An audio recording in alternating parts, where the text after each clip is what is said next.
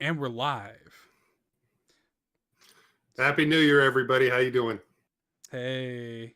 Hey everybody, happy new year. I love it's like, hey. Hey. Happy new year. It's the first well, I guess no. Is it the first stream of the new year? Yeah, Yeah, that's right. It is. yeah. God. We did last episode, New Year's, well, we did it the day before New Year's Eve. The episode actually went live New Year's Eve. That's true. We got a lively chat already. Lockleth's here. Nice. Well, hello. Well, hello. Matt Murray is here in the live chat saying, "I'm here for the Kirby sweep and ready to revoke my patron status if it isn't delivered." Phelan's here. Hey everybody, good to see everybody. Chloe G, of course, was here like 30 minutes ago. So hey everybody, good to see you. It is time for some golden aces, man. We are dressed up. We got our blazers on. I think you and I share the same brain cell when it comes to blazer shopping. Oh, it's just this is like my one nice article of clothing. Daniel Hinojosa is here. I have this blazer is for weddings, going to court for any reason. If I have to dress up for any reason, it's this blazer. That's it. So hey, Bill Tucker's in the chat. Team Kirby over here. Holy cow! Thanks for coming out, everybody. Exciting Love to see stuff. the Pink Puff Ball represent. Yeah, the community loves them some Kirby. We will certainly talk about that, man. But Did Kirby release this year? did it? I'm not sure actually. Y'all tell me. Did Kirby We'll come have to out this remember year? that for next year. Yeah. Man, I can't believe we completely forgot to put Kirby in any of the categories. Yeah. Man. How do we I made that joke in the Discord too. I believe the collective of our entire community. Lockless says I'm for sure jury it, duty. I'm sure Yeah. it was so much funny. Yeah. So much funny. Oh man, well we do have a lot to get into. We posted the nominees. We've been posting the nominees. Eric's been posting them on Twitter like for the past several days, just every day. Multiple nominees revealed. Posted them all in the Discord as well. So y'all already kind of have an idea of the people who were nominated. The people too, I guess, but the games that were nominated. Yeah, we're here to celebrate the developers as much as the software. It's true. So we're gonna get into it, man. Are you ready? Ready to do this? I am ready, baby. That's my best donkey impression. Let's do it. I'm going to. Or Mushu. Well, okay, Matt, and we'll say this in the actual recording too. But we did record for patrons the behind the scenes. Matt says you joke, but y'all did forget to put Dream Buffet. We did not forget about Dream Buffet. We just didn't think it was worthy of being nominated. So, listen to that and you'll see. Dream Buffet was actually discussed. Dream Buffet was discussed. Y'all will hear all about that. So, cool.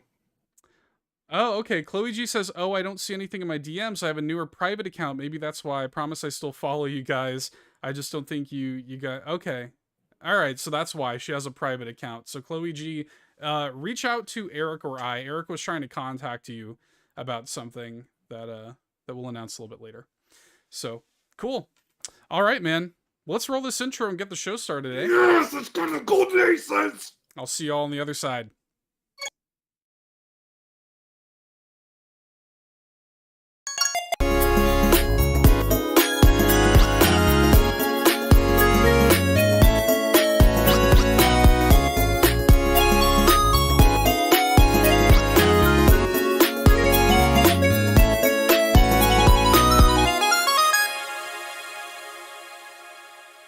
Hello, everybody, and welcome to the 2022 Golden Aces, presented by All In, a Nintendo podcast featuring myself, All In Eric, alongside my lovely, talented, and amazing co-host, All In Seth. We are here to look back on the year that was and shout out and reward the best that the Nintendo Switch had to offer in the year of our Arceus 2022. We have a ton of categories to get to. We have a ton of amazing games to talk about, and we have a ton of comments to deal with in the comment section a little bit later on, I'm sure. But let's go ahead and get this started. Yes, we we got to do a couple of things. First of all, you've been playing too much Pokemon. The year of our Arceus, man. Come on, they're too much. That's what I always do that. It's been like too ingrained into your brain. It's you need help. You need help. Fine. I'm okay, concerned. you've played Cult of the Lamb. What should I use as a our Lord proxy? Well, for me, it was me, right? It was Cult of the Lamb. So in the year of our Seth, I guess, would be the proxy. There we go. In the year of our Seth, all join the Seth cult. That's right. It was Cult of the Seth, man. That was what it was. You get to name your own cult and everything. But anyway, I digress. So Phelan in the chat. Shouts to everybody who's watching us live right now on youtube.com/allinpodcast. Phelan in the live chat says no such thing as too much Pokemon. Depends on who you ask, I guess. Certainly not the case for Eric. So it's certainly not the case for the co-host of the Damage Counter Pokemon Trading Card Game podcast making that comment. It's true. One of the many people that we should shout out as part of our patrons, our patron squad, the All-In Army over on Patreon. We like to thank our Golden Banana and Triforce tier patrons at the beginning of every episode, and the Golden Aces is no different in this regard. So let's shout out our Golden Banana bunch, starting with Rob Yapel, Third Strongest Mole, Sean Shano Baggins Ashton, Tim A, aka NeoPrime33, aka Nintendo Dad number 4, Matt Shy Guy City Murray, one half of the Shy Guy Mod Squad, Drew Agnew, the handsome host of the House of Mario podcast, Phelan Ward, as you so eloquently said, the host of the Damage Counter Trading Card Game podcast for the Pokemon Trading Card Game, Bill Tucker, the host of A Gamer Looks at 40, Marcus O'Neill, and Liam D of the Retro Groove podcast. Thank you so much to our Golden Banana bunch. But moving on to our Triforce tier supporters. We've got Josh Vaughn, the godfather of Tingle Love Tuesday, John Datfast Cummins, one of the hosts of the Retro Logic podcast, as well as the host of On Topic Retro, the Globetrotting Jet Setting Nintendo Hub and Sparky, Adam Caparello, also of Retro Groove, as well as the Octo Rock 1982 YouTube channel, Shy Guy, the other member of the Shy Guy Mod Squad, Daniel Inahosa, and the legend himself, the man whom I would happily give an actual Golden Ace to, Uncle Randy. Uncle Randy. Thank you very much to everybody who supports us on Patreon. We love you all so much, and what a way to kick off 2023 with the Golden Aces, man. And again, shout outs to everybody watching us live. You can leave us reviews on Apple Podcasts, Podchaser, and Audible. You can leave us 5-star written reviews, and we'll shout those out at the beginning of the show as well. I'll do it. I promise. Yeah, he will. I promise. He'll take the blazer off. He just things get serious. Yeah, things get serious. So you can do that. We appreciate that as well. But man, honestly, let's just get right into it, dude. I'm excited. There's a couple things going on in the world of Nintendo, but nothing nearly as important. No, there's not. As it's just this. It's just Aces. this, baby. Just this. Well, ladies and gentlemen, we have a ton of categories to get to, a ton of games to award. So let's just go ahead and get things started. We are starting off with one of our favorite categories, a category that is very near and dear to both of our hearts. Ladies and gentlemen, our very first category of the night is Best Indie Game of 2022. And the nominees are Bugsnax, It Takes Two, Tinykin, Once Upon a Jester, Neon White, Lil Gator Game, Strange Horticulture, Inscription, The Artful Escape, and Melatonin. And the winner of the Golden Ace from All in a Nintendo podcast for Best Indie of 2022 is Once Upon a Jester. Once Upon a Jester. Wow, from Bonta Avond. How crazy is this, man? The little studio that could ends up taking home the Best Indie prize, and I think a lot of people might be surprised. We love games like It Takes Two and Bugsnax and Neon White. Certainly, everybody knows how much I love that. So, what was it, Eric, that made Once Upon a Jester the best indie game of 2022? Well, when it came to indie games specifically, this was such a great year for indies. We've got a a ton of other games, like even games like Stanley Parable, which finally came to the Nintendo Switch, and so many other amazing indie titles. We had to look at the full spectrum because you have indies, like the full spectrum of indie titles on the Nintendo Switch now is ridiculous. You have some indie games like It Takes Two, which are at this point functionally indistinguishable from AAA titles.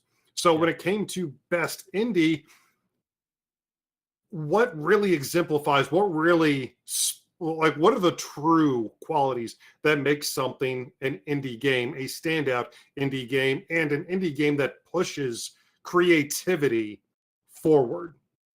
And as great as the objective quality of many of our nominees have, there was something about the heart and the creativity and the experimental nature of Once Upon a Jester that really spoke to us, that we feel, given a chance, could be an incredibly influential title for future indie creators. This one definitely feels like a dark horse winner out of this category, I know, but Seth and I ultimately feel that, again, the heart, the creativity, and everything coming together to make this an incredibly special package that emotionally resonated with both Seth and myself.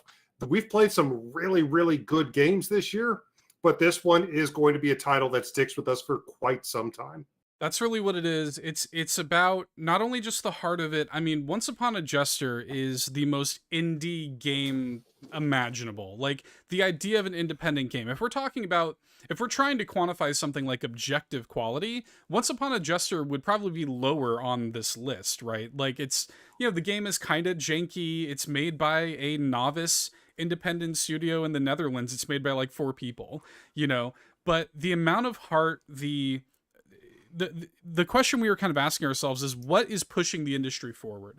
What is pushing this? What is influential? What actually is making a difference in this space? And Once Upon a Jester, I think, is it.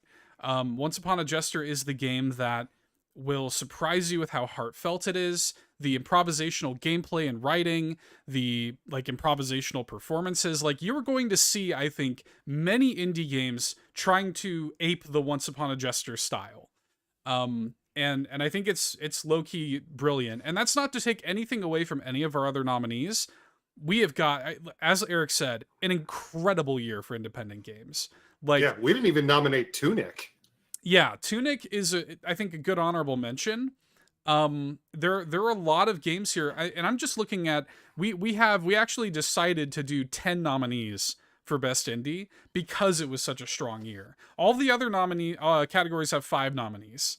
So Best Indie's got 10, and we probably have 10 more, if not more than that we could say is an honorable mention. It was legit. This was still, even at 10 nominees, one of the hardest categories to find the short list for. It's wild, dude. I love the indie space right now, and I look forward to this category being even harder next year.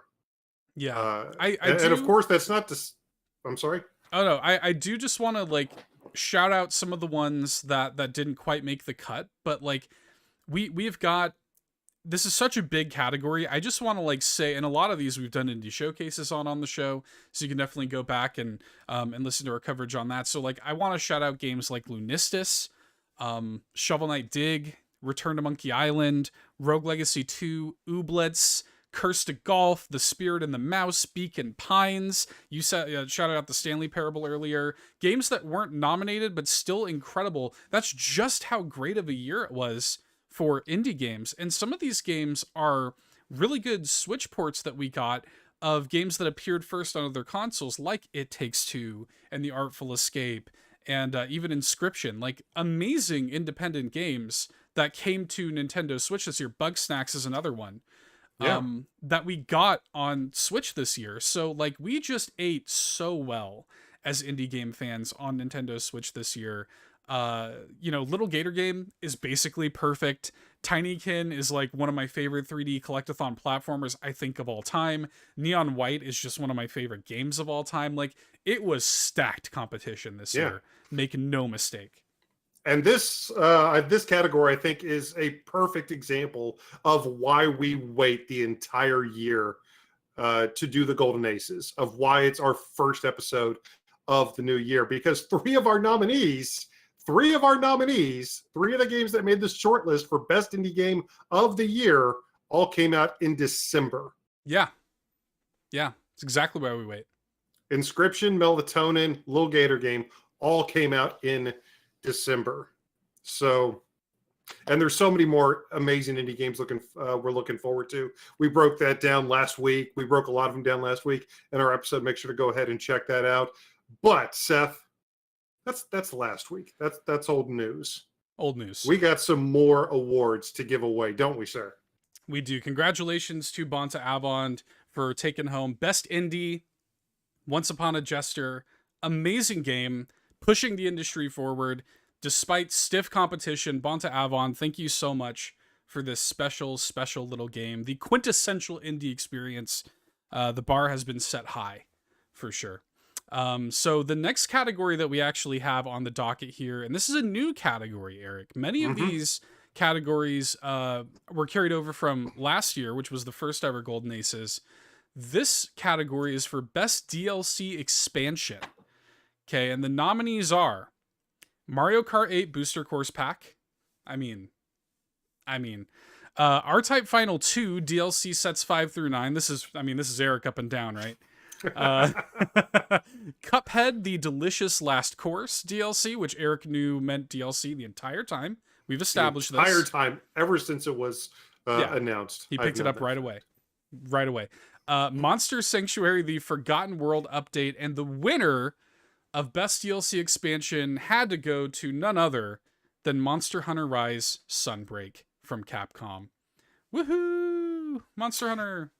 Yeah, one of the biggest reasons that we decided to give DLC its own category is because we considered Sunbreak for multiple other categories, and we just couldn't deny the level of experiences that we're getting now from add-on content from games. It's been this way for a while, admittedly, but there's just no way that we can deny the fact that some of the best experiences, some of the most memorable experiences, some of the most fun that we've had this year have come from DLC from games that came out years ago. Yep. And the Mario Kart Booster Course Pass is a perfect example of that. But just in terms of sheer fun, Sunbreak feels like a whole nother game. It's a new Monster Hunter game, basically.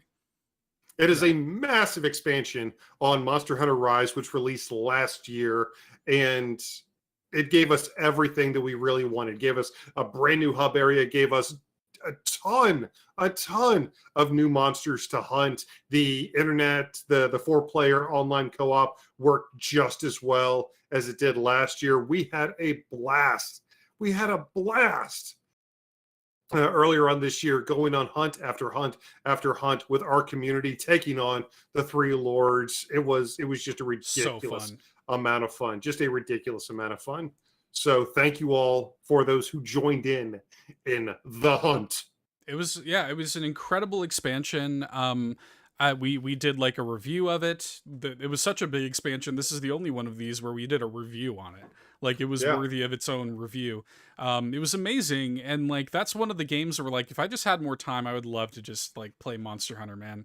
And then like some of these other nominees were great too. I mean, who isn't playing these Mario Kart 8 Booster Course Packs? I mean, that's like, if we numbered these, that would have to be like number 2, right? Like these have been amazing drops, and Mario Kart 8 is not stopping anytime soon. I know you were happy to have R-Type Final 2 DLC here in the mix. I was. Well, when it comes to R-Type Final, I'm sure a lot of people maybe is like, wow, they're really scratching the bottom of the barrel when it comes to. It's like, no, honestly, when it comes to games like that, we try to look at the entire spectrum of games that are on offer, and R-Type Final has added full-on extra campaign-sized additions to the game. There's 4 full campaigns in R-Type Final now. There's like 30 some odd normal stages, of which typically shmups like that, side-scrolling shooters like that, are typically only 7 or 8 stages. Yeah. They have added 9 separate pieces of DLC over the course of the past year and a half since it has come out, adding, with each 3, adding basically an entire new campaign's worth of stages. And for those who might be doing the math, we're specifically shouting out 5 through 9 instead of 4 through 9 because 4 actually fell on the 2021 side of the calendar. Yeah. So I mean, But just think yeah, about that though. 4 DLC sets that came out this year for a shmup is pretty great. You know, and then yeah, we finally got the Cuphead DLC this year, which was yep, fantastic. Massive expansion to the Forgotten World, which by the way is I think the only thing on this list that was free DLC. The Forgotten World update was yeah, free. So yeah. I mean, It was the Forgotten World update, in addition to adding in a huge amount of explorable content. One of the things that made that such a standout was Morai Games really went in and fundamentally changed the game from the yeah, ground up.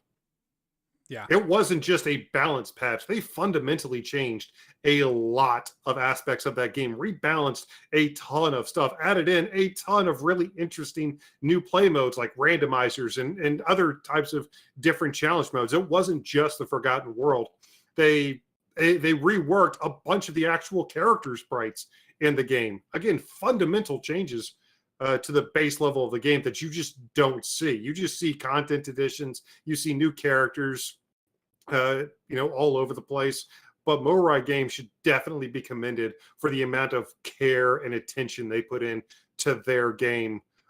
Almost enough work to create a whole other brand new game, what they did with Monster Sanctuary. So caps off to you guys. Well done. yeah. Huge shout outs. Monster Sanctuary, great game. And that was one where like we actually covered it twice. Yeah. Like we did an indie showcase on it, and then we had Daniel from Moirai to come back and talk about the Forgotten World. To talk about the Forgotten World. So like it was that good. We actually double tapped it.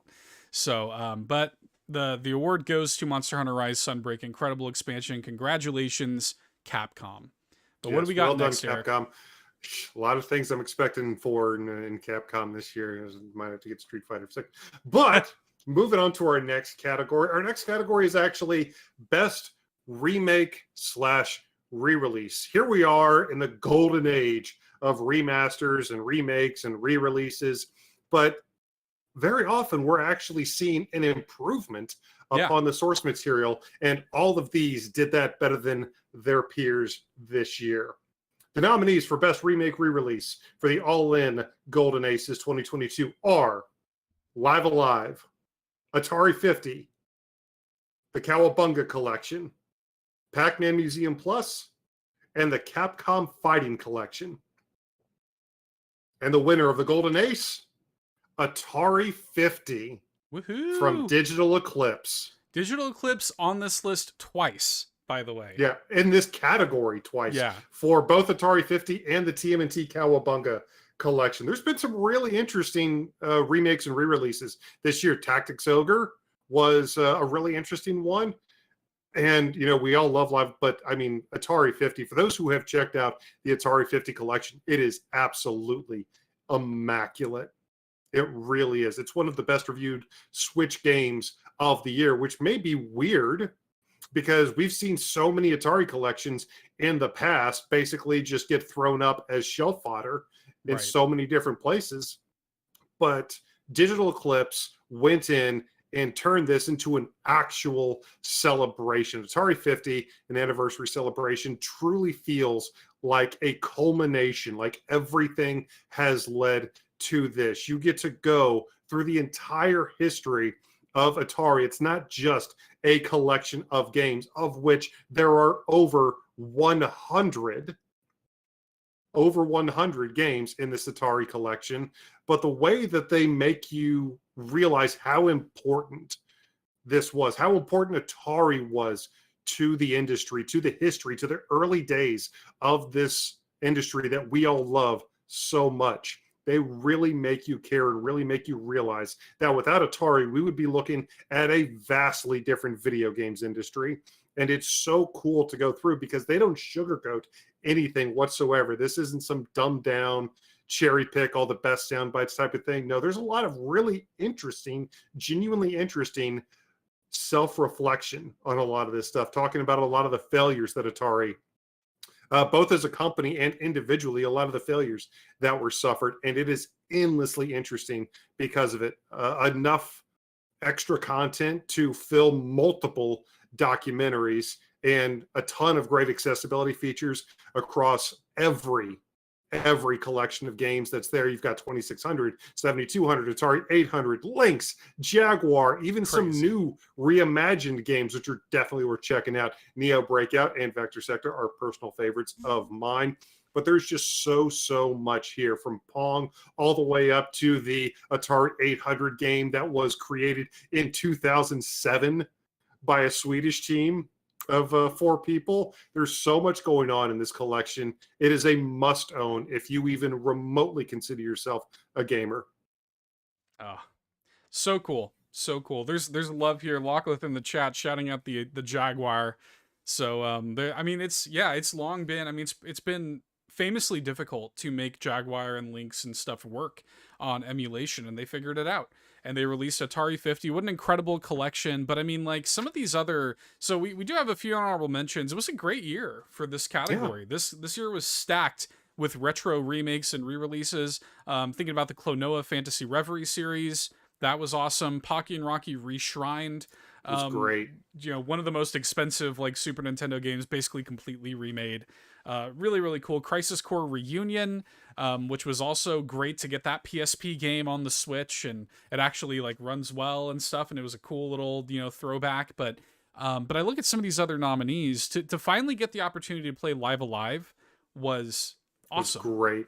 It was awesome. It was great. And so well rendered, and so many really interesting, like there's a couple chapters in that game that, you know, when we look at the game as a whole, we didn't feel like it was the best remake or re-release of the year, but individual chapters are going to stick with me for a while. I adored the Edo Japan chapter. One of my favorite dungeons I've ever played in an RPG ever. I thought it was fantastic. I was hoping to like the Western and Far Future sections more, but that's one of the things that I think is really cool about the game, is because like that was one of your favorite sections. I was going to say, those are probably my 2 favorites.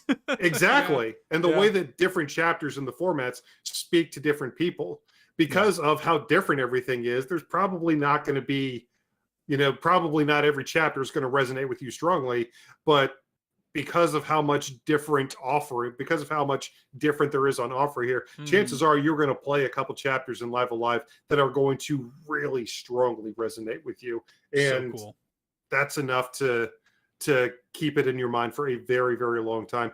That and the present day with the Psychic Kid, that was awesome. Yeah, it was so cool, man. What a great what a great package. You know, my misgivings with the ending aside, I still really enjoyed like the vast majority of my time with that game. And then to get to do the review with Adam made his debut on the show with that review. That was super fun.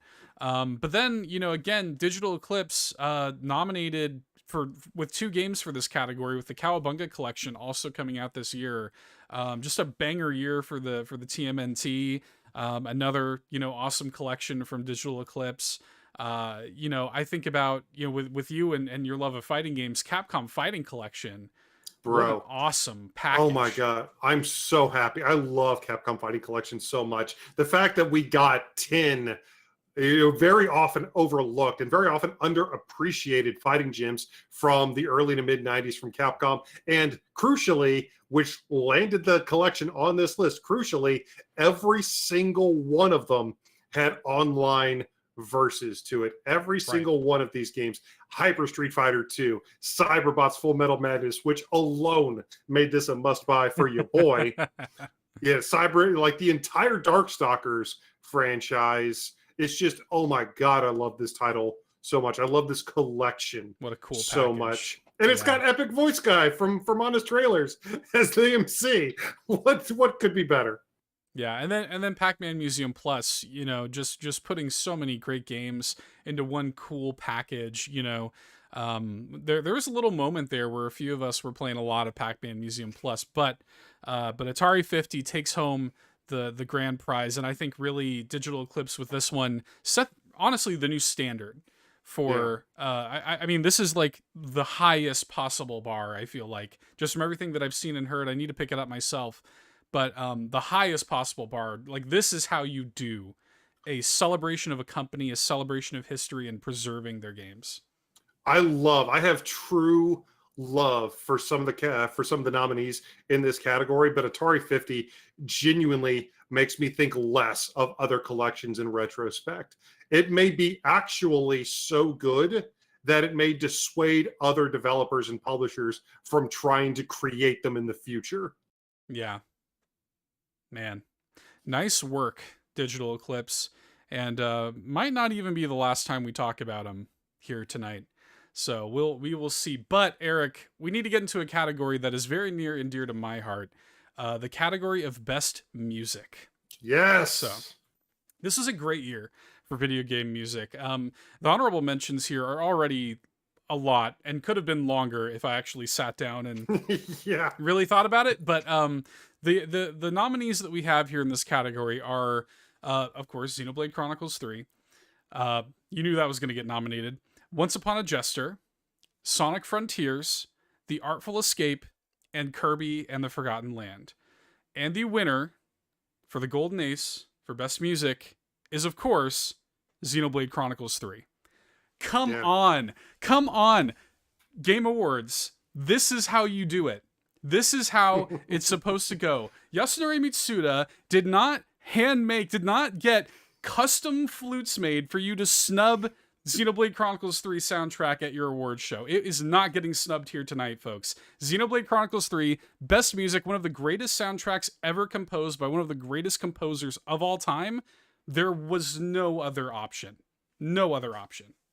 As far as I'm concerned, Xenoblade Chronicles 3 is not just the best soundtrack on the Nintendo Switch this year. It was the best soundtrack in gaming this year.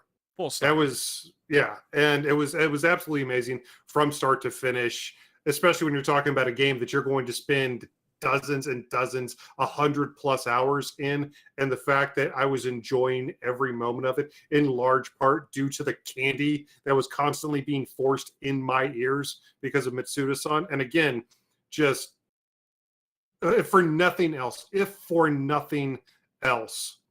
the flute reverie. Dude, the game found a way to not only the amount of work in the game is astounding, from just like this entire orchestra, just this entire group of artists who have made this incredible story through the music, but then the music is also woven into the story. Like, it is just, it's incredible. You know, I can't think of another game that has music so intricately woven into it, aside from something like Brutal Legend or something like that. But, you know, in terms of like telling an emotional story through music, like, it's immaculate. Now, that's not to take away anything else from our other nominees, because there was a while there I had to twist your arm a little bit, because Kirby and the Forgotten Land could have made an argument here. Kirby and the Forgotten Land was also really good. Kirby and the Forgotten Land has a stunning soundtrack. Very reminiscent for me, and I've seen other people say it as well, very reminiscent for me of Super Mario Galaxy, which is, you know, Super Mario Galaxy's music, one of the reasons it's my favorite game of all time. Some of the most iconic music tracks ever put to ears. It's just amazing. And there were so many cues that I really felt like, I won't say young Eric, but younger Eric. And it gave me that same visceral serotonin, like that same visceral, this is my happy place feeling that it's so hard to replicate unless you find something that speaks so directly to you. And for me, that was Kirby and the Forgotten Land. It's stunning really is the best word for it, because when I try to think of other superlatives, when I try to brain while remembering that soundtrack, I just fail at it. But even I have to admit, what Mitsuda accomplished with Xenoblade Chronicles 3 will be remembered for a very, very long time. But when it comes to this category specifically, I really like what we did with this category, because if you look at the nominees, we have a very wide breadth of music. You've got folk music with Once Upon a Jester. You've got like metal, like hard rock with Sonic oh Frontiers. man, it was Sonic Frontiers, thank you. Yeah. And then with The Artful Escape, you have like just this electronic, hair metal. There's such a wide breadth of awesome video game music that came out this year. For like whatever type of music you love, chances are you have some stunning examples to abbreviate your ears with. Yeah, it was a great year for video game music, for sure. And the thing that we came into this this category with specifically was like what games kind of relied on music.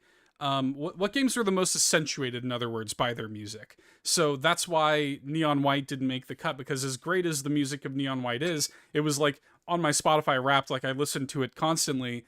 However, the music is not like as core a component for Neon White as like everything else. But certainly shout outs to Neon White. Melatonin came out in December and has an amazing soundtrack.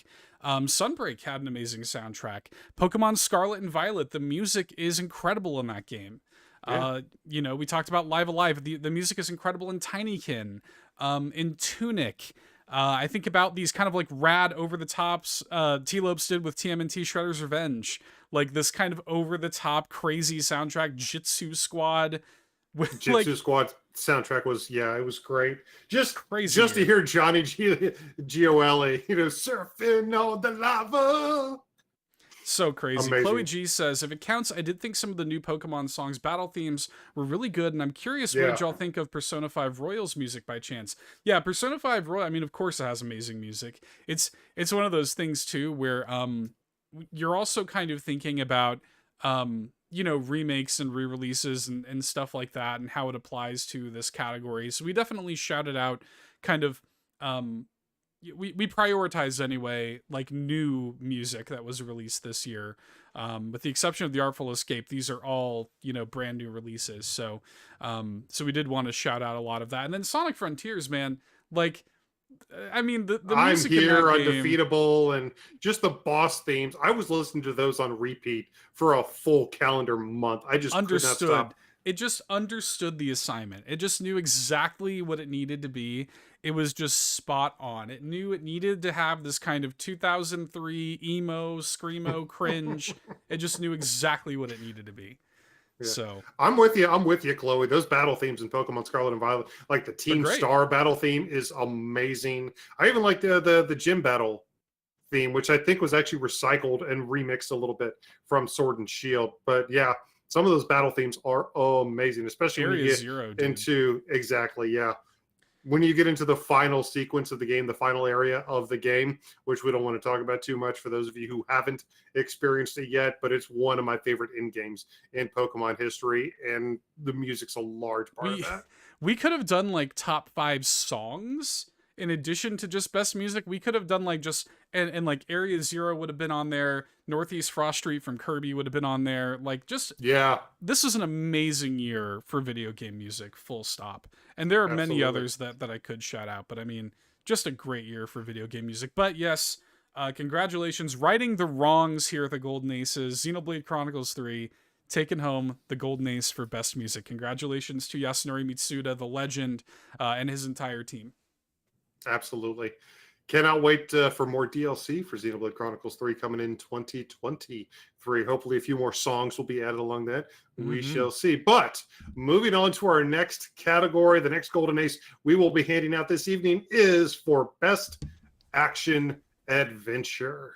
Yes. And the nominees of Best Action Adventure of the Golden Aces 2022 are It Takes Two, Bayonetta 3, Kirby and the Forgotten Land, Neon White, and Bugsnax.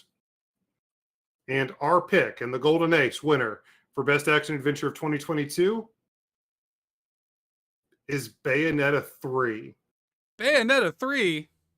Come on, how could this have happened? Game's good, turns out. Game's good. Game's really good. It's a good action game. Yeah, it's a good action game.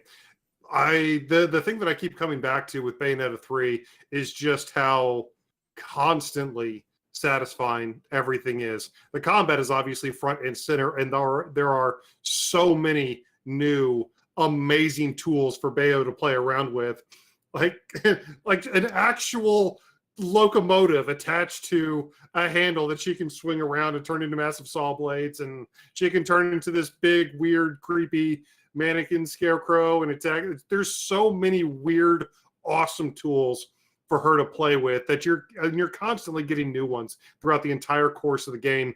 But then you've got this bonkers, completely over the top, constantly over the top set of stages and scenarios that you're playing through.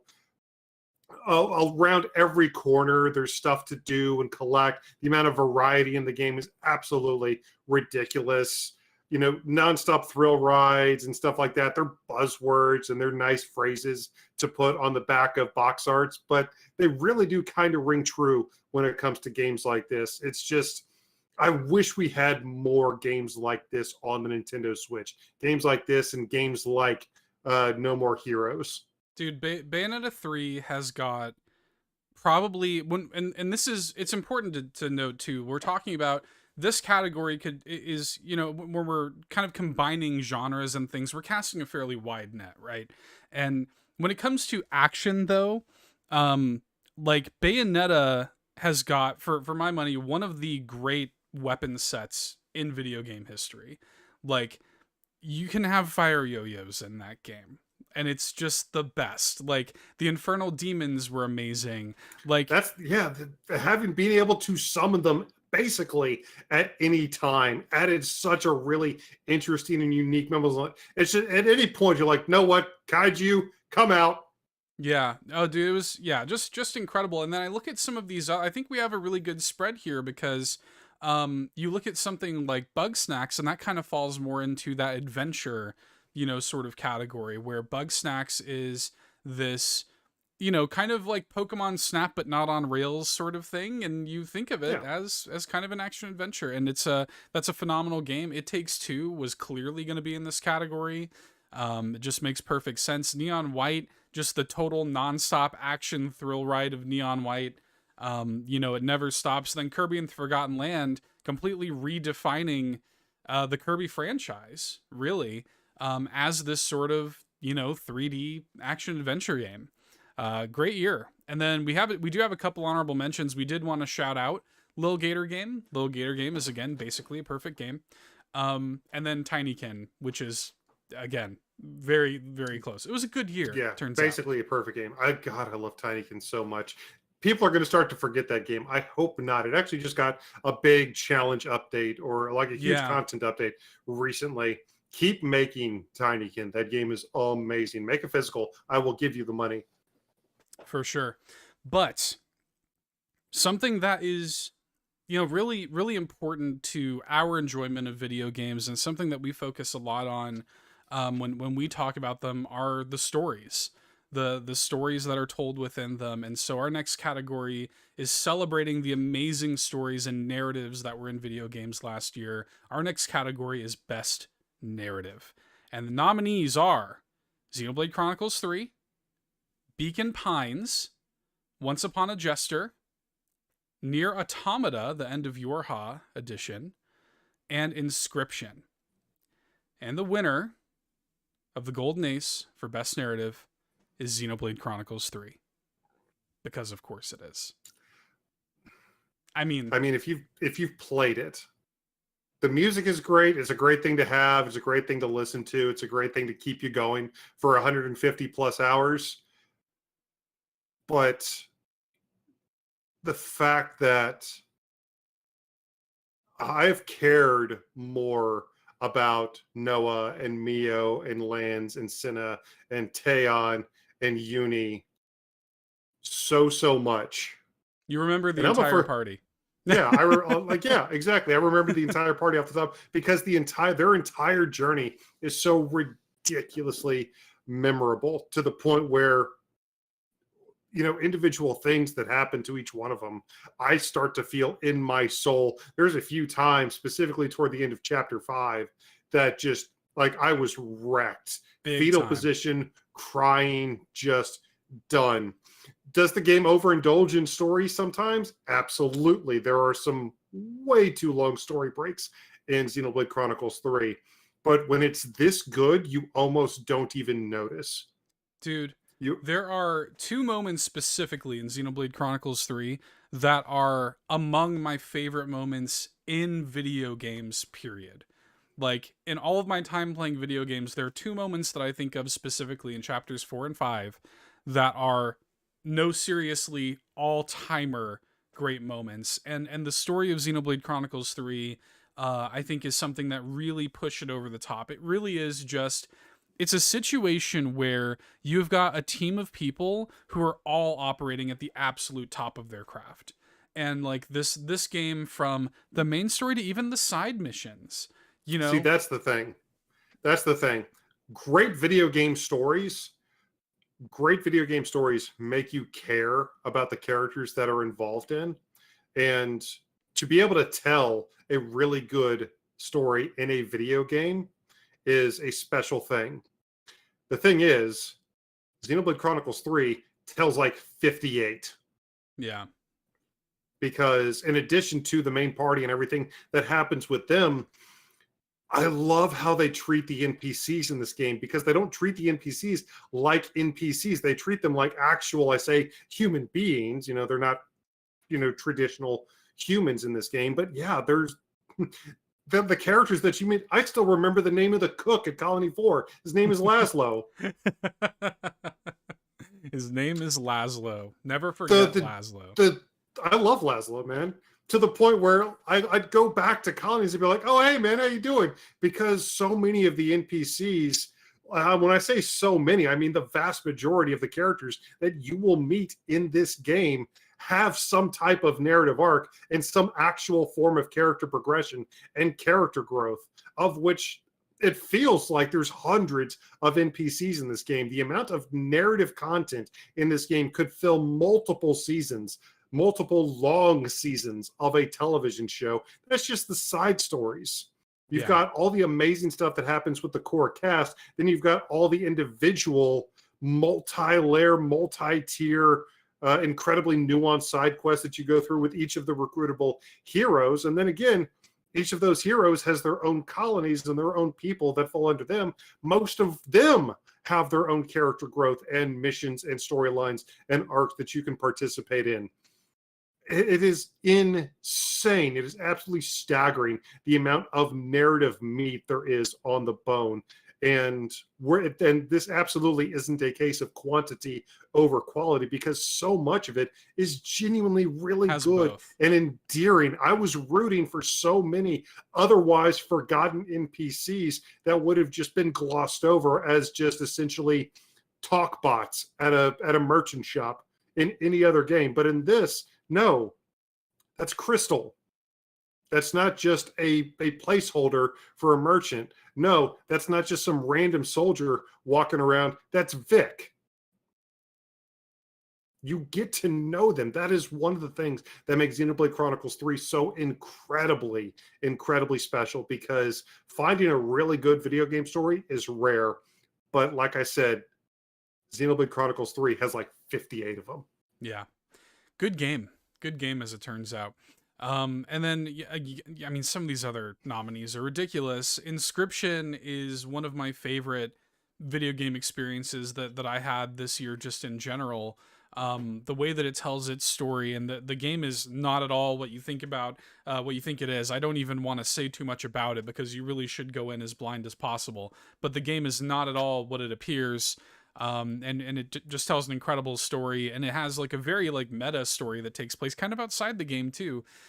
So huge shout outs to Inscryption. Nier Automata, the End of Yorha edition was an amazing, port that we got on the Switch this year, and that game's story and the way it tells it and the multiple playthroughs and just the way that I had to just go outside and get like some fresh air after certain moments in Nier Automata. Incredible game. Beacon Pines, a game that we both have a lot of fondness for, that came out earlier this year. It's another small team, small little, cozy indie game, but Man, what a story it told in this little Yeah. compartmentalized package. Great characters, great writing. I mean, Yeah. the whole gimmick of the game is it's a storybook, you know? Yeah. A little bit more linear than the game would lead you to believe, but still Yeah. the story that it weaves is really, really interesting and really, really special. Definitely don't sleep on Beacon Pines. Yeah, good game. And then Once Upon a Jester, the way that that game was a self-insert for the people who made it. The way that this game told a story about these two lifelong friends who lead, it's a goofy game, right? But they had this life of thievery that then led into them discovering their true passion together. Totally hits home, totally relatable, and feels true because it is true. This is a true story that is told through the guise of a jester and a sock puppet. Yeah, fantastic, fantastic story. Honorable mentions to Neon White, of course. I love the over the top, Oh, yeah. crazy story of Neon White. The only reason Neon White actually didn't get the nomination is because you do have to do a little bit of digging for some of the story to get the true ending. It's like kind of difficult. You have to get all the gifts and stuff, so they do make you work for it. And then Pokemon Scarlet and Violet, I think, had much more story than anybody was expecting and better moments than I think anybody was expecting. And for my money, the best story of the franchise. Well, a little emotionally manipulative in a few places for me, but yeah, I really like what they did. Again, I don't really have much to add when it comes to Once Upon a Jester. Just an unendingly earnest performance from all So involved that good. comes through constantly in the final product. That again left an incredibly strong emotional impact on both Seth and myself. Congratulations to all the nominees, but Monolith Soft and Xenoblade Chronicles 3 taking the Golden Ace Mm-hmm. for Best Narrative. Now, we have a little bit of a puzzle to solve, Seth. I love this category. This is such a good. This was a great year for this category too. Yeah. The nominees for Best Puzzle / Simulation for 2022 are Elekhead, Return to Monkey Island, Cult of the Lamb, Arcade Paradise, and Strange Horticulture. And the Golden Ace goes to Strange Horticulture. Yeah, it does. This is such a good game. Strange Horticulture is amazing, you guys. Huge congratulations to Rob and John from Bad Viking. Yeah. Fantastic, fantastic game. One of my favorite games of the year. I think it's probably in my personal top 5. And I had an amazing time playing through this game with my wife. This is a game where you have to it's a puzzle and a simulation game also, so it's kind of really perfect for this because not only is it a simulation of managing like a weird arcane plant shop, but it's also I loved solving these little like detective puzzles and figuring out the spots on the map that we needed to go. And again, the experience of playing it with my wife, there were moments where she was on the couch kind of in the driver's seat of the game, and I was like standing up, getting close to the TV, figuring out exactly, oh, you have to get this little like spy key over this square and it's pointing in this direction, and you feel like an absolute genius when you solve the puzzles in this game. It is just pitch perfect. A truly, truly special game, Strange Horticulture. Yeah. Again, a really good year for puzzle and simulation games on the Nintendo Switch. Do not sleep on Elekhead. That was a No. really, really cool, very basic premise, but handled incredibly well. The entire premise of Elekhead is you play as this little robot that basically anything they're physically touching will be electrified and given power to. And again, it's a very simple premise, but it's taken to every logical next step that you could possibly think to take it to. It's so incredibly and endlessly creative.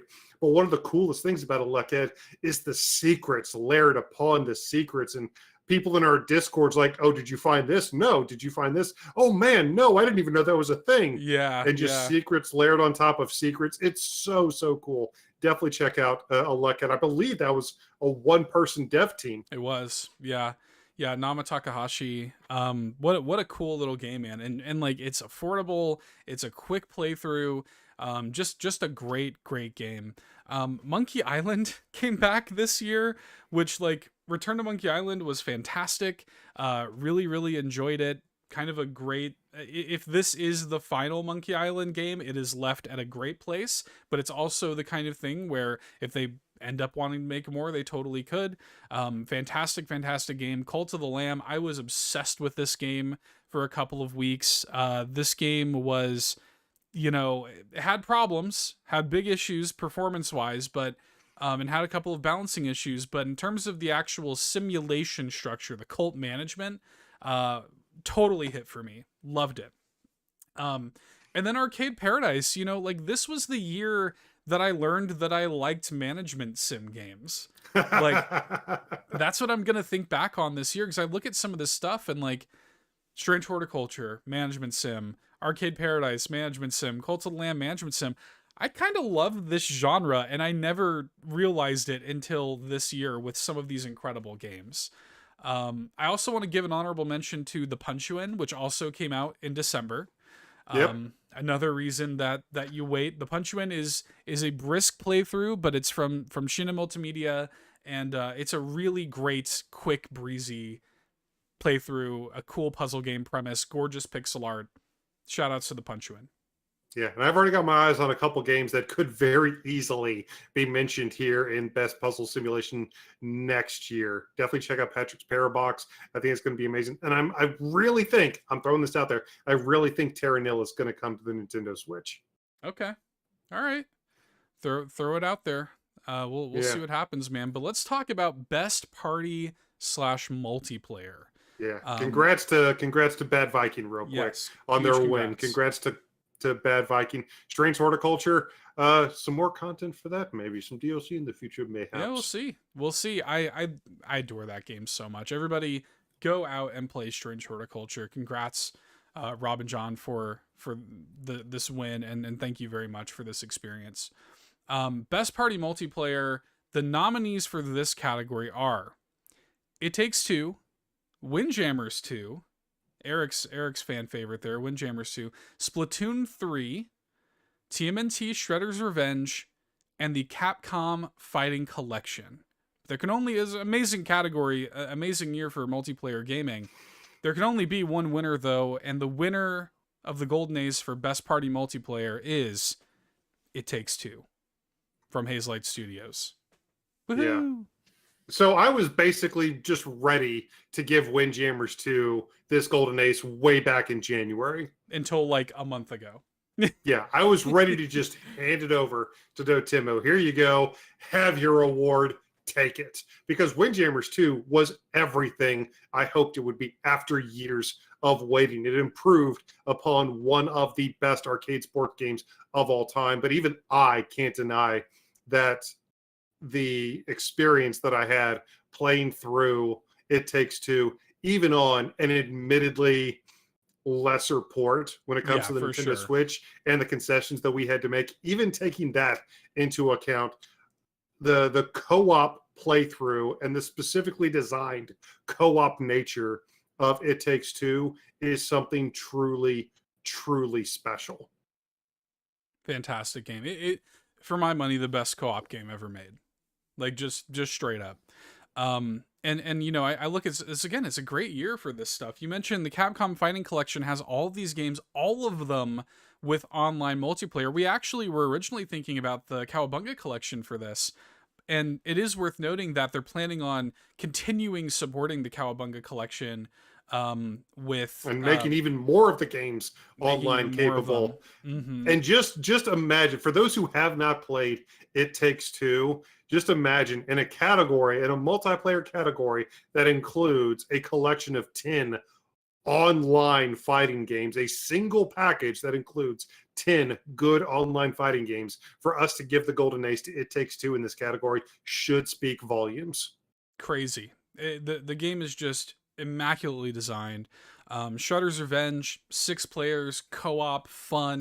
We had so much fun. What a so game. much fun. Played through that multiple times without a second thought.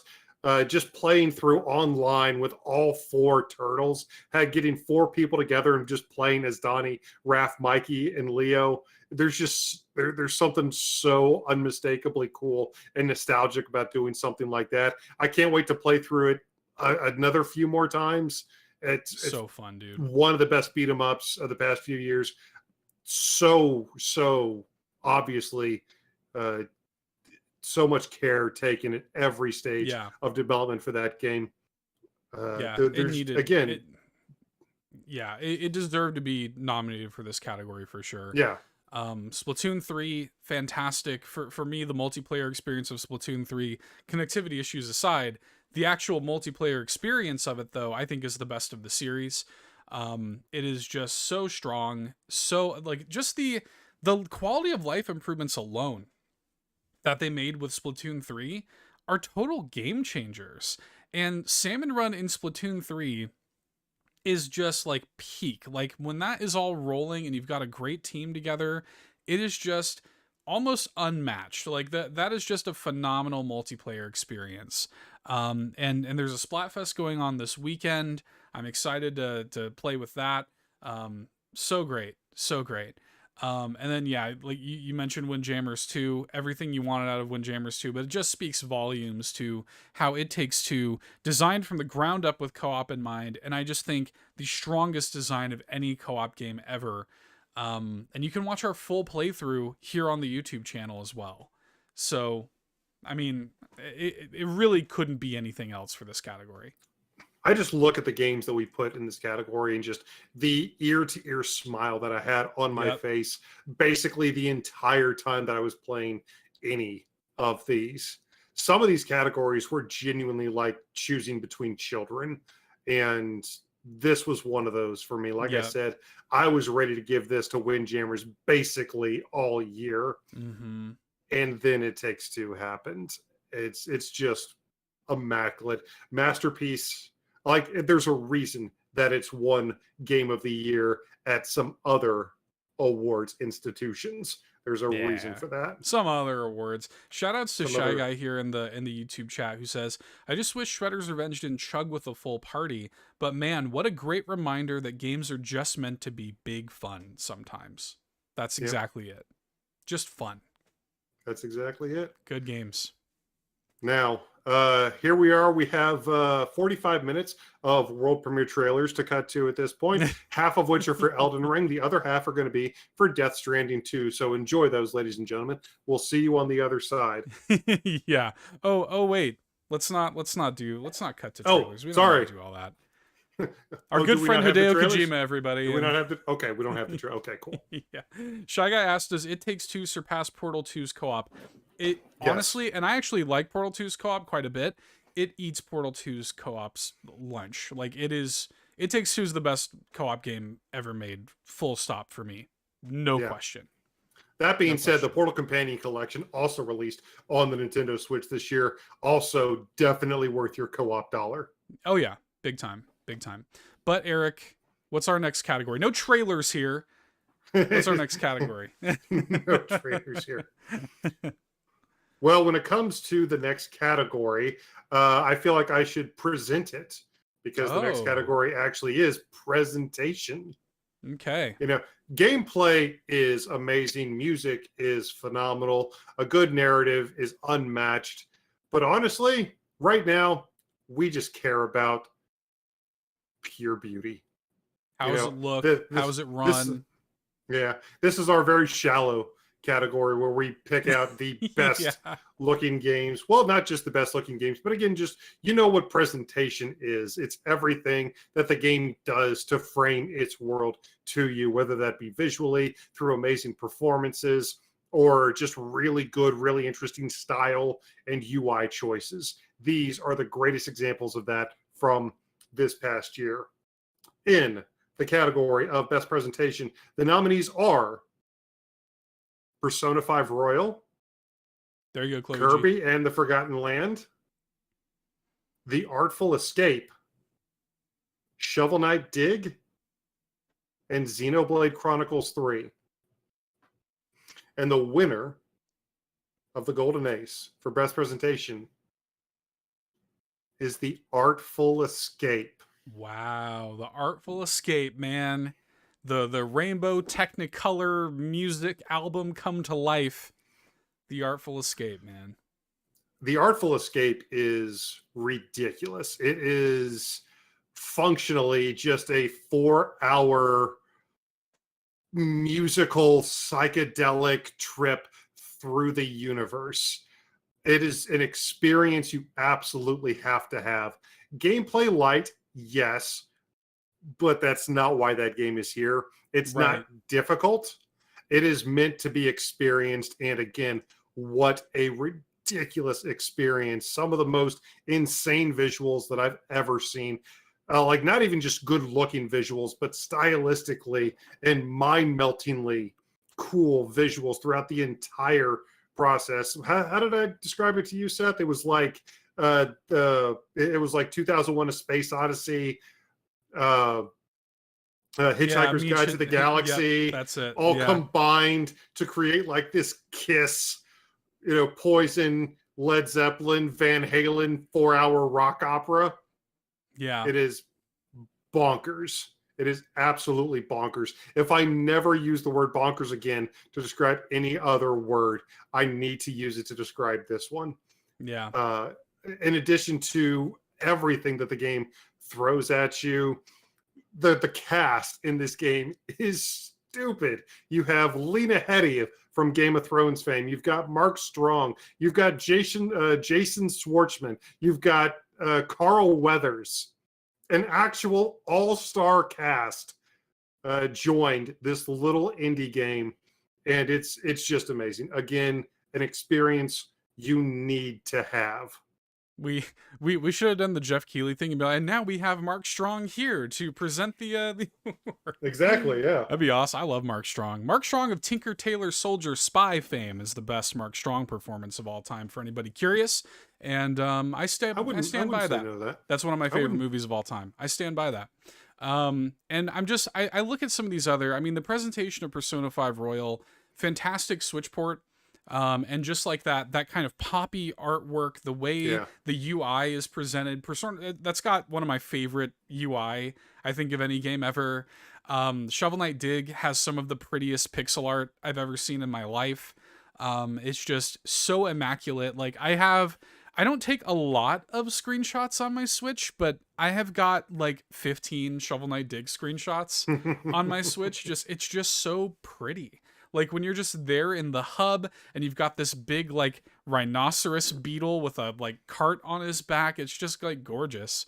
Kirby and the Forgotten Land, realizing the Kirby world in 3D, the way some of the character designs are rendered. I love this, DDD design in this one. So, chonky neck DDD. Yeah, the chonky no neck DDD makes me happy. And then Xenoblade Chronicles 3, which I think is the premium example of like what the Switch hardware can actually do.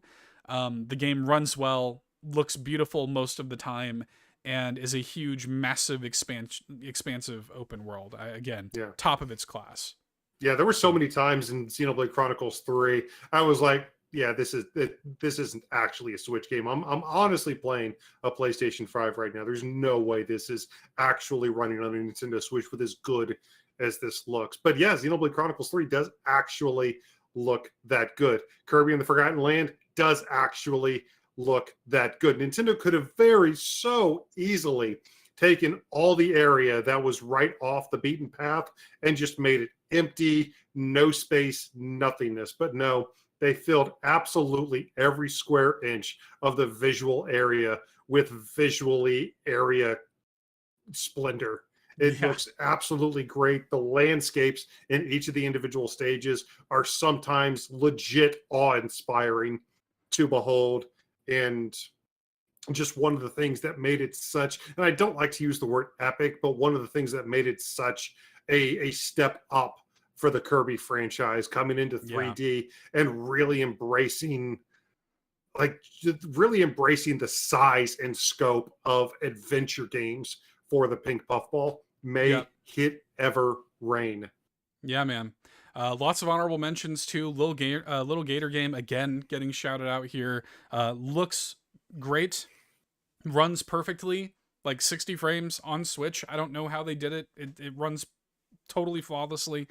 And it has a chunky pixel option, Seth. Oh yeah, it looks has awesome. a chunky pixel option. That's their short. Oh my mode. god. That's exactly. What that is. Yeah. That's exactly what it is. Everybody makes the short hike references, but yeah, the chunky pixel mode in the Little Gator Game is absolutely short hike mode, but it's so cool. It's like striking actually how well that game is presented and runs on Switch. It's awesome. Neon White same way. Like Neon White, the how they got it to have that parity, how they hit those marks. That's a game that needs to have a high frame rate, and on Switch it totally does. Like it's one of those things. It runs like butter. How do they do it?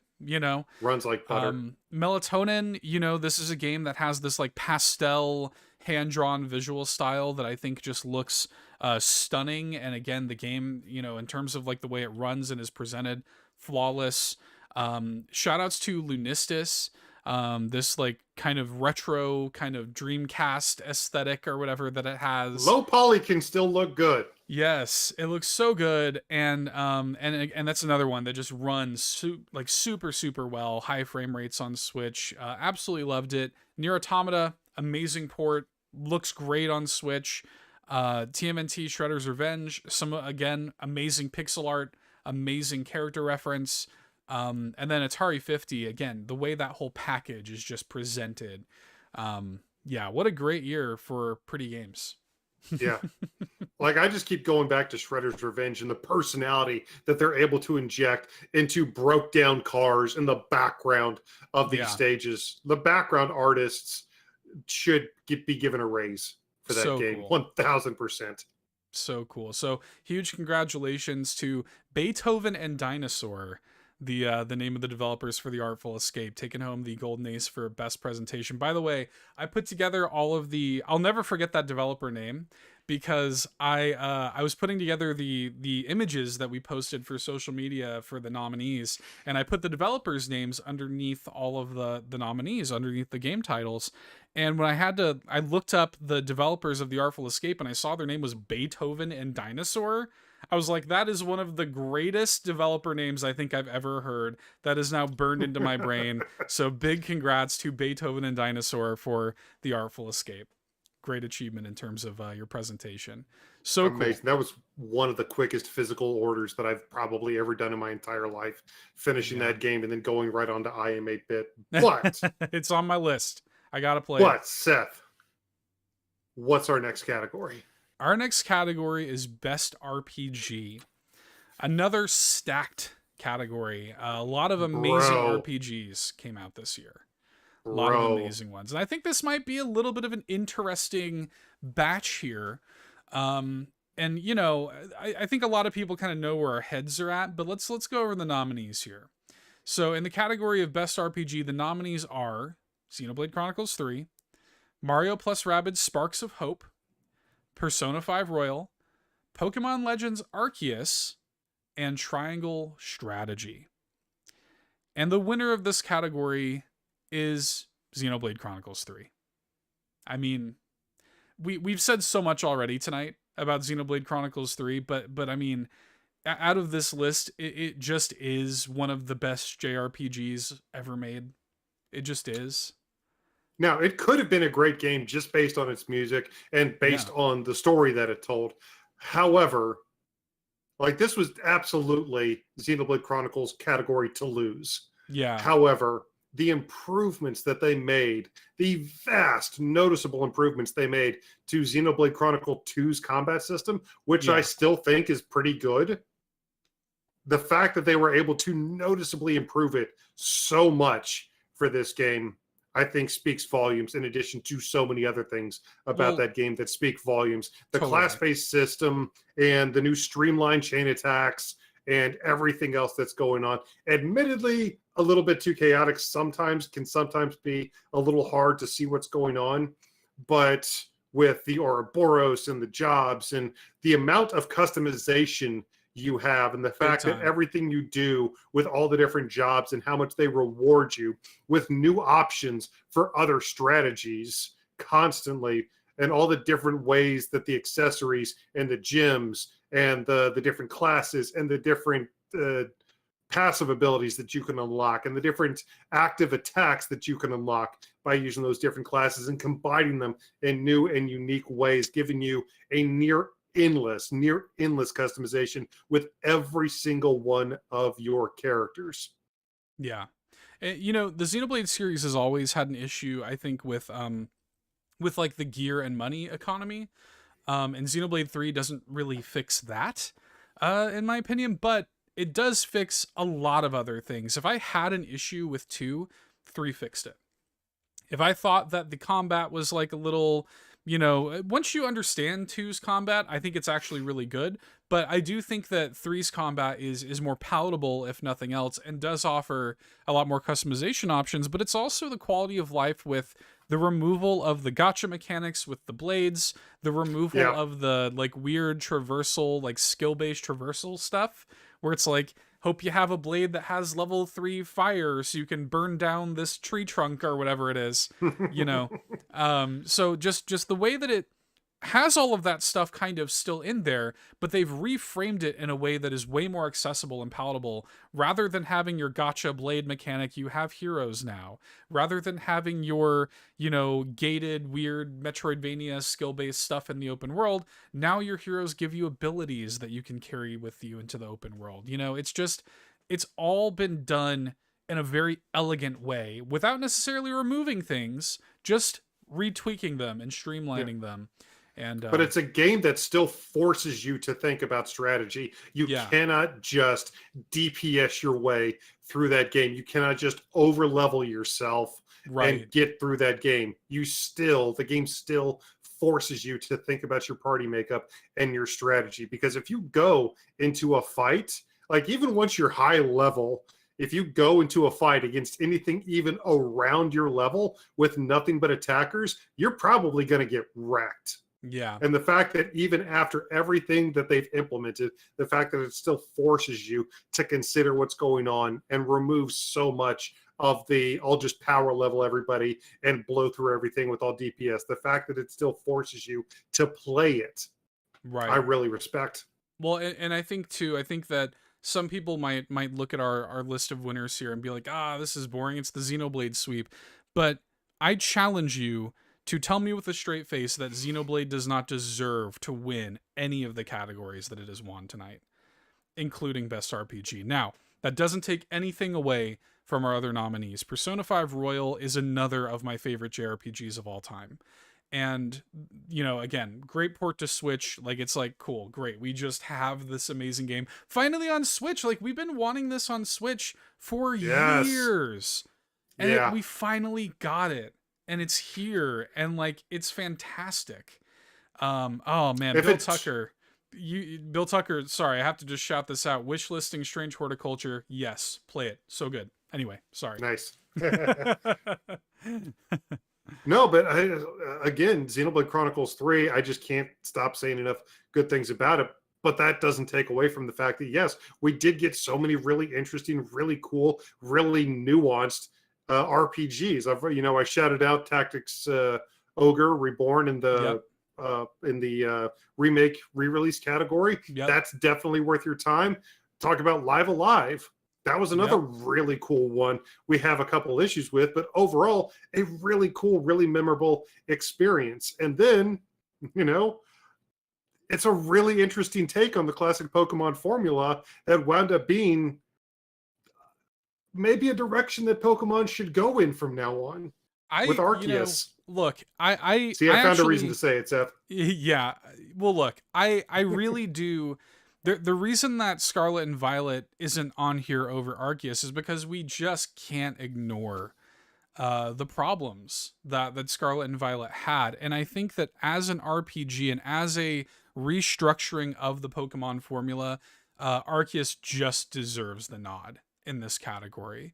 And, you know, I look back on that experience really, really fondly. in hindsight. Now I know it came out at the beginning of the year. I know that a lot of people have forgotten about Arceus at this point, but it really is a special Pokemon game. Again, I have issues with it, of course, but like the core of Pokemon Legends Arceus is really, really cool and special and a unique take on Pokemon. Yeah. It takes one of the core mechanics of Pokemon from the past 2.5 decades and makes it center stage. It makes it so that instead of being a battle-based mechanic, catching Pokemon is now an overworld action-based mechanic that you don't remotely need to get into Pokemon battles for. And they made it so satisfying to walk around, to hide and stealth through the tall grass. And it was scary. Like there were times where it was scary to be out in that open world, dude. Like so cool. Yeah, really, really cool. Great game. And then Mario plus Rabbids Sparks of Hope should speak for itself. I mean, that game was so good. Again, issues with it. I would have loved to put it up for like best narrative or something if it had, you know, a stronger narrative to it. That was one of our misgivings with it. I would have loved to nominate it for best music. You know, so like it failed in some of those other categories maybe, but when it comes to being a role-playing game, when it comes to being a strategy role-playing game, Mario plus Rabbids Sparks of Hope was immaculate. The actual combat and the gameplay, taking the base that we got from Kingdom Battle, which was already better than it had any right to be ever, and just polishing it to this fine sheen, the amount of options that you get, the increased movement capabilities, the focus on player skills and the different characters and your party compositions. What a joy that combat system was. Like, it is probably pound for pound, and I'm not somebody who plays a ton of strategy RPGs, but based on the ones that I've played, it's probably my favorite combat system in strategy RPGs that I've played. Like, I loved it. So good. It's so much fun. Again, another marked improvement over the original in many, many cases. And while it didn't win, it's still, like, I think both Seth and I can very comfortably say that it very much was the game that we've been waiting for since the first one. Big time. Big time. Also want to shout out Nobody Saves the World, which is an indie game from Drinkbox, and it is like, that is an RPG. I know it's a weird kind of thing to shout out, but that is an RPG. Maybe the most RPG where you just play as this like blob guy who can turn into, I don't know, 20 plus different like things, from like mermaids to slugs to whatever, and they each have skill trees, and it's like this Diablo kind of thing. Great game. Nobody Saves the World. Do not sleep on that game. So I definitely want to shout it out. I do want to, sometime this new year, I do really want to try Chained Echoes. Yeah. Chained Echoes didn't make the cut because we didn't have time to play it. I think that was like the final week of December that came out. Like, it just came out. So but I really want to check that one out. Yeah, that's on my list as well, for sure. Now, coming into our next category, this one is very, very special and very, very meaningful for us. This was something that we gave out last year at the first Golden Aces in honor of a fallen friend. And we decided to name it after him, after the Nintendo guru, Bobby Pauls. Right now, we are going to give out the Bobby Pauls Award for Best Nintendo Content Creator. And for this year, we really felt like we had to give it to the former Nintendo Minute duo, Kit and Krista. Yeah, man. Congrats, Kit and Krista. To take something like Nintendo Minute, make it their own, develop this like kind of small core fan base that was very dedicated to Nintendo Minute, have that kind of go away, and then have to rethink, okay, what do we do now? And to recognize, I think they should be credited for recognizing that they had something there, that they should be given a lot of credit for saying, no, this thing that we have, it works. Let's keep doing it. And it has continued to work. And to see them kind of figuring out what their content together means to them this year has been such a joy. We know and are friends with and work with a ton of amazing content creators in this space. But at the end of the day, gotta give credit where it's due, man. Like, Kit and Krista have taken this space by storm and have totally just tapped into something special, I think, with their dynamic. And, you know, that's that kind of like figuring out what a duo means and stuff. That's something I think we can relate to a little bit. Yeah, that's true. But one of the things that I love most about them and their story, specifically from this past year, is they were kind of blindsided at the beginning Big of the time. year with the dissolution of Nintendo Minute. We felt like we were blindsided. We don't, you know, neither Seth or I proclaim to be the biggest Nintendo Minute fans, but it was still quite a shock to hear that it was just over. Yeah. And in a time in their lives where Kit and Krista could have very easily been confused and Sat on meandering their and hands. Yep. said, yeah, exactly. Both of them came together immediately and said, this is a hidden opportunity. Let's get to work. Exactly. Yep. This is a blessing in disguise. And immediately turned what they had into its own thing outside of Nintendo. They knew what they had and they said, okay, this door has closed, and they together kicked open the next door for each other, which I absolutely love. I love their story from this year and the fact that they are still the same people, maybe even more so themselves. Yeah. Since they started, you know, the Kit and Krista brand. And it's not just because of all the cool insider Nintendo stuff that we get to hear about now, all the cool behind the scenes stories that they weren't necessarily allowed to tell with the ninjas behind them constantly. Yeah. But yeah, just the fact that here they are away from that, unrestrained, being able to do what they did, but it's such an nth degree, you are blown away that Nintendo didn't just let them off the leash sooner. Right. Yeah, I respect the I respect that work ethic, and again, just recognizing that what they had was special, and there's no time to lose. We gotta hit it now, strike the iron while it's hot, and to see. I think we were like the second person to follow them on Twitter. By the way, after that happened. So just huge shout outs to Kit and Krista. Again, this award every year could go to so many different people. But in terms of what they did for their own brand and in the Nintendo space this year, Kit and Krista absolutely deserved to take home the Bobby Pauls Award for Best Nintendo Content Creator, man. Congratulations, guys. Can't wait to see what your 2023 holds. You guys are so much fun. If you're not following Kit and Krista, strong recommendation from Seth and Eric. Big time.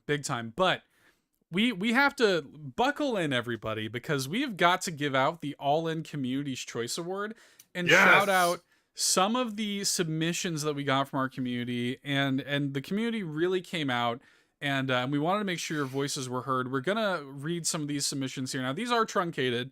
Some of these will be paraphrased because, look, we got some writers in our community, all right? Yeah. We have people who left even essays. Paraphrased, I think some of these might be too long. Yeah. But we definitely... thank you guys for coming out and telling us your thoughts. Definitely some strong opinions when it came to 2022's Game of the Year in our community. So thank you for everybody who shouted out their GOAT, or at least the GOAT-ye. The goatee. The Gautier. Yeah, whatever. Gotcha. Who knows? It's just a game that we used to know, right? Oh gosh. Yeah. I guess that joke was probably low-hanging fruit there. So let's get into some of these community shout-outs here. We're going to start with Dan Caparello. Dan, of course, from the Retro Logic podcast, who says, "Let me get this in early and loud. Kirby and the Forgotten..." He always says lands. Dan, it's Kirby and the Forgotten Land, dude. It's not lands, it's land. I love you, buddy, but it's land. All right, is a straight up masterpiece, and it has no business being as good as it is. It's a total departure for a well-established 30-year-old side-scrolling game, and the level of care and polish poured into it is nothing short of astounding. From the level design, upgradable power-ups, smart co-op anyone can pick up, eye candy overworld, side challenges, collectibles, not to mention the mind-bending endgame that makes Dark Souls look like child's play. Whoa. Forgotten Lands single-handedly made me a Kirby fan and pushed me to go back and experience much of the franchise that I missed out on. If you didn't pick up and play this game yet, you're doing yourself a grave disservice. It's quite literally my favorite game this year and might be my favorite Switch game to date. And don't forget, Tropical Freeze is on Switch, which should tell you something about my love for this game. Tropical Freeze is on Switch. I can vouch for that. Yeah, and then Presto replied to this, Presto the Magnificent, saying, I'm going to yell about Sonic Frontiers as soon as I can send in something, but I also want to agree with all of this. And of course, our friend Sam, the third strongest mole. I don't think it's any real surprise what he shouted out in our Discord, but definitely want to give another shout out to his game of the year. He said, quote, look, I know everybody else has already forgotten about it, but Triangle Strategy is my Gautier. No contest. Triangle Strategy stands tall amidst the revival of the tactics RPG genre for avoiding making the gameplay too complicated while also giving it meaningful depth by elegantly replacing the typical MP with the TP system, an echo of Octopath's boost points. It also features some of the most meaningful narrative choice in recent memory by giving the player actually hard decisions to make. Utility, liberty, and morality all have appealing cases in each decision, and most players will not be able to easily pick one over the other. It stimulates making hard decisions very, very well. If anyone doubts how much I like this game, I immediately started and finished a second playthrough after playing through the game once, end quote. Nice. Love to see a little Triangle Strategy love, dude. Absolutely, yeah. Really cool. Solo something. Keep that tactics RPG genre going. Oh, it'll keep going. Man. Solo something chimed in and said, my game of the year, Xenoblade 3. Set itself apart enough from its prior games in the series with new mechanics to make it fresh for those already in the series, and for those new to the series, made itself very approachable to learn how to play said mechanics. The music was on point. That was just not revealed during a battle, but could be enjoyed while running around in contained open world that they gave us. The story was deeply well written and took itself serious, introducing themes of suicide. Further, for a game that has been side mouth laughed at for being niche, it did not feel niche when trying to order a special edition on either provided events. True. For an RPG, all members of the party were unique in their personalities and usefulness to facilitate a variety of approaches to a boss fight and taste of play style. Love the fact that we could rotate real time who we controlled to allow real time party management, yes, to keep a fight's flow going, thereby making finishing combos more satisfying. Adding in heroes not only gave us quest-based buffs to our team, but added DPS increase to the mix, not to mention the fact of an added side quest to collect the heroes available. They gave us a game so much bigger than the sum of its parts. I think we'd agree with most of what he said. Good game. I think we're on the same page about that. Good game. I do feel like, so Shy Guy City actually nominated 2 games. So I'm going to let you take the first one. I feel obligated to read the second one. Yeah, of course you do. Well, when it comes to our very own mod, Shy Guy City, he said, Kirby and the Forgotten Land, quote, captured my imagination in a way video games usually aren't able to with my dumb adult brain. His words, not ours. I rented Kirby Superstar as a kid dozens of times, and I used to sit down in the rest areas in the Great Cave Offensive and fantasize about what was outside those windows. Forgotten Land is the first time I felt like I finally got a glimpse at what was beyond those walls. It was basically everything I ever wanted out of a 3D Kirby game, and I doubt anyone had expectations as high as I did going into it, end quote. And then I have to I got to pick love up the Kirby part. love. Love all Kirby the Kirby love for sure. He continues, but then there's Neon White. I've realized in recent years that competitive games just aren't really for me anymore. Neon White's passive competitiveness via leaderboards turned out to be exactly what I needed.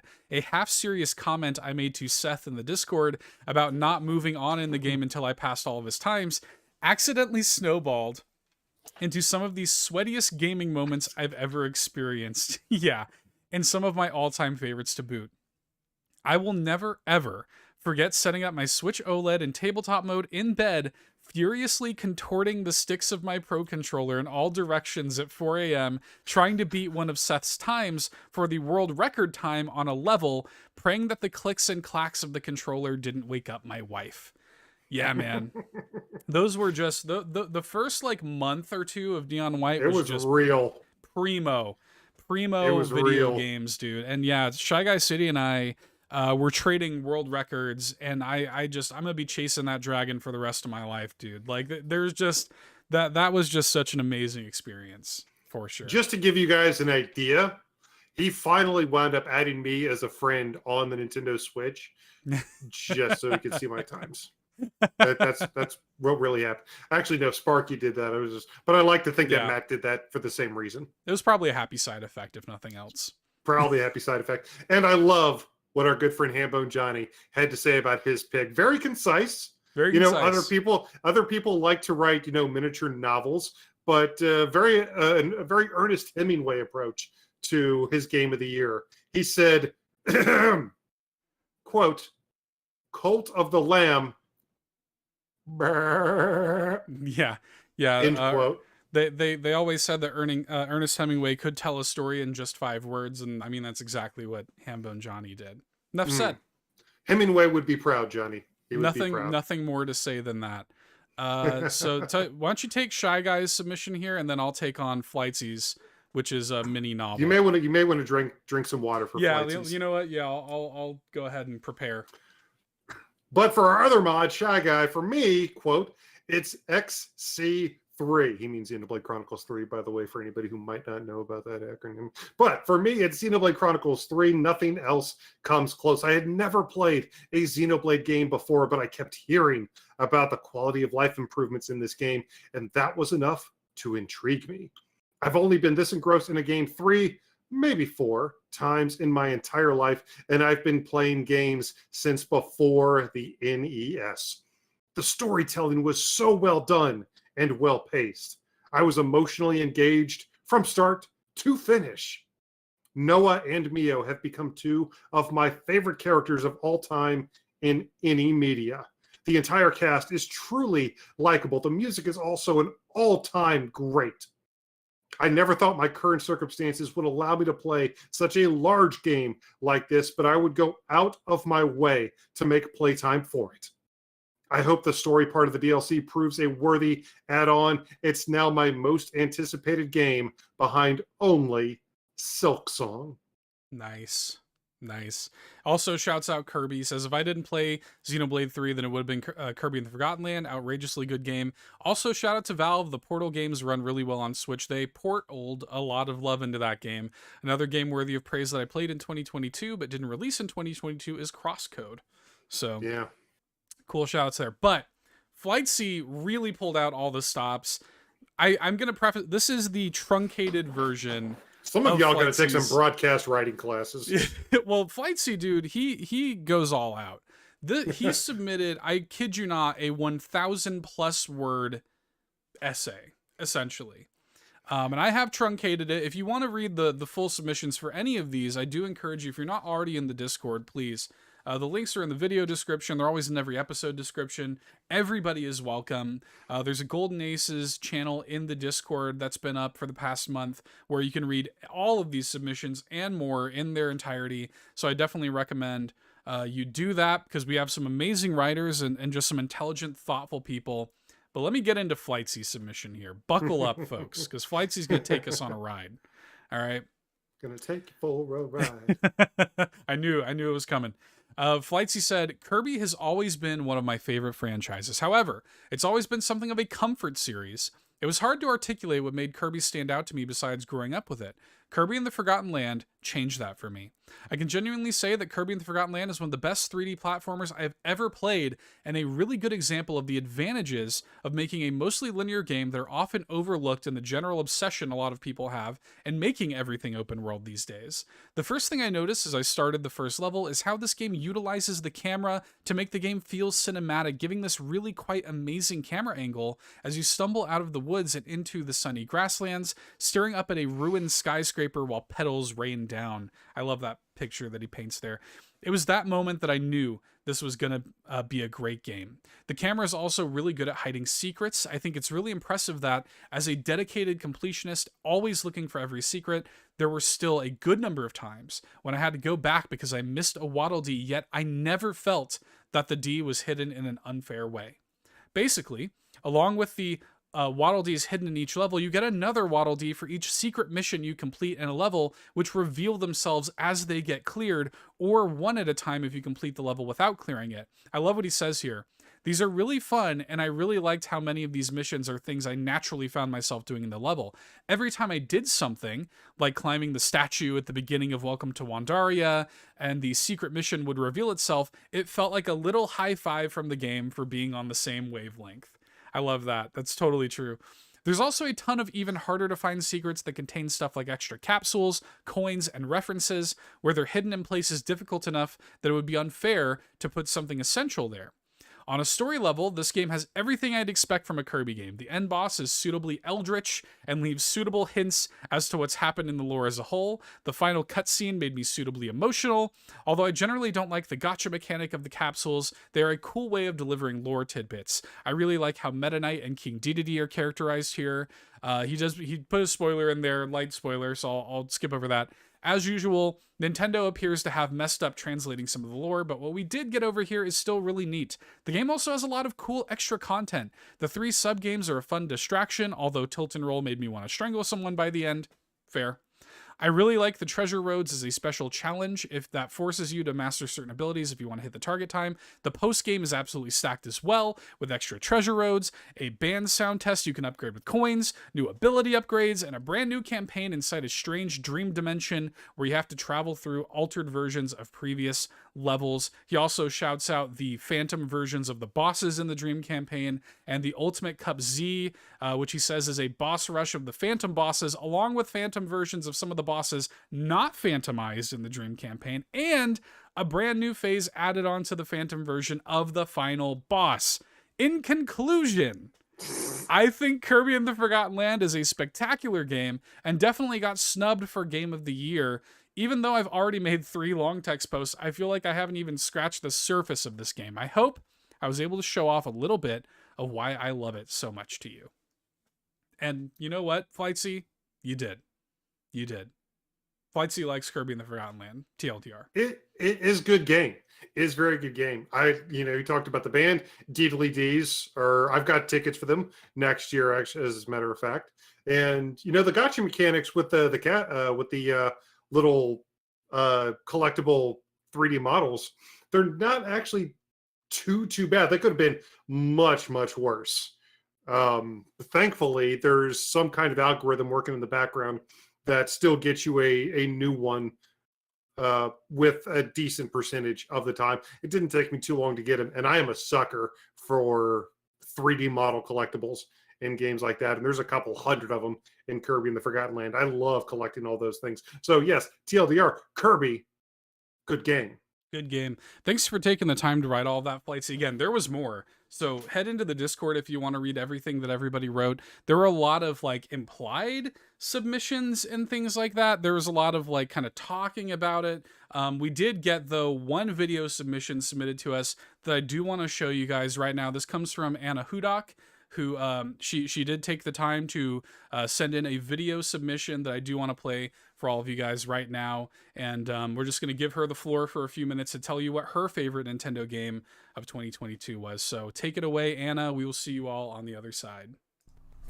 Hey everybody, I'm Anna Hudak, and before we get started, I just want to apologize. My voice is a bit off because I'm a bit sick still, so just wanted to apologize for that. But anyway, moving right along, my favorite Nintendo game of 2022. It is no doubt Xenoblade Chronicles 3, and I'm going to be honest, it's really not close. Now, to be fair, it's not like I played a whole bunch of Nintendo games this year, or video games in general, but Xenoblade Chronicles 3, out of all the games that I played from Nintendo this past year, easily it. I'm sorry, it's not close. I love the Xenoblade Chronicles series. Xenoblade Chronicles 2 is probably my favorite Nintendo game of all time. So I was unbelievably hyped for this game. I was not able to play it at launch because I've had a lot of epileptic seizures this year because I am epileptic. But I finally got to play it in these last few weeks. I have not finished the game. Frankly, not even close. Things been hectic offline, so I'm still kind of a bit earlier on in the game. I have watched a lot of walkthroughs, seen a lot of reviews, was reading everything that everybody was saying on the All-In Discord server when the game released. So I knew I was getting myself into, and yet I'm still enjoying this game so much. I am loving this game. I'm not going to pretend that I love the combat yet. I don't know, something about it is just not quite clicking with me. It's kind of weird, but it's just not yet. But then again, the Xenoblade Chronicles 2 combat didn't quite click with me right off the bat. So maybe I just need more time with it for it to really gel with me. So it could really honestly just be that. But anyway, so the other things that I really love about it is the characters feel the most real to me out of any of the characters in the franchise so far. Like, this is the first time where they don't really feel like anime tropes, at least to me. Where it feels like that I could actually get to know these characters. Like, a lot of these characters could be my next door neighbors. And I really appreciated that, and I really felt that way pretty much right off the bat. Because in other games, like, it really took me a while to really feel like these were actual characters. And let's be honest, even in Xenoblade Chronicles 2, they never really stopped feeling kind of like anime tropes. But right off the bat, like, they felt like somebody who could be, for the most part, they felt like somebody who could be your next door neighbor. Somebody that you would just, talk with in the supermarket. Like, they felt real. And that's something I really highly appreciate about Xenoblade Chronicles 3. And then the thing I appreciate the most is definitely the music. I'm sorry, I don't remember who composed it. Just flying from my memory. I'm terrible with names, admittedly. But they are a true master of their craft. They went hardcore on this. I mean, they created their own flutes just for this soundtrack. That's hardcore. I don't care if you're not planning to play this game. Go on YouTube, look up the soundtrack, listen to it. One of the greatest soundtracks of all time for a video game. I cannot recommend at least listening to the soundtrack if you're not going to play the game enough. It's so good. Like, when I think of the game, I don't think, when I think of the battles, or the locations, or the cutscenes, I don't actually really visualize what those things are very well. Instead, what I think of is the music. It's the music that connects me to those locations, or those cutscenes, or those characters, or whatever, and not the actual visuals themselves. And that takes a lot, and that is amazing. And I want to make it clear, it looks good. These cutscenes are great. These locations are memorable. So it really says a lot about this music, that's what it's doing for me. But anyway, that's everything I got for this, so thank you all for listening. Peace. Thank you so much for sending that in, Anna. That was awesome. Thank you for sounding off. Again, Xenoblade Chronicles 3 clearly touched a lot of people in the community, man, for good reason. For good reason, man. So big shout outs to Anna, and for everybody who sent in submissions. Again, we had a lot of people who were kind of like, I would like to, I don't know if I have the time. I think next year I'm gonna make like a form, maybe make it a little bit more streamlined and straightforward. But yeah, for this year at least, we got some amazing submissions with everything into consideration. When we're talking about the actual submissions where people like really sounded off and voted, the winner, when we take this all into account, the winner is, for the 2022 All End Community's Choice Award, Kirby and the Forgotten Land. Woo-hoo! That's awesome. Woohoo! Kirby love. I love to see it, man. I love to see it. Kirby and the Forgotten Land absolutely deserves this Golden Ace. What a great, great game.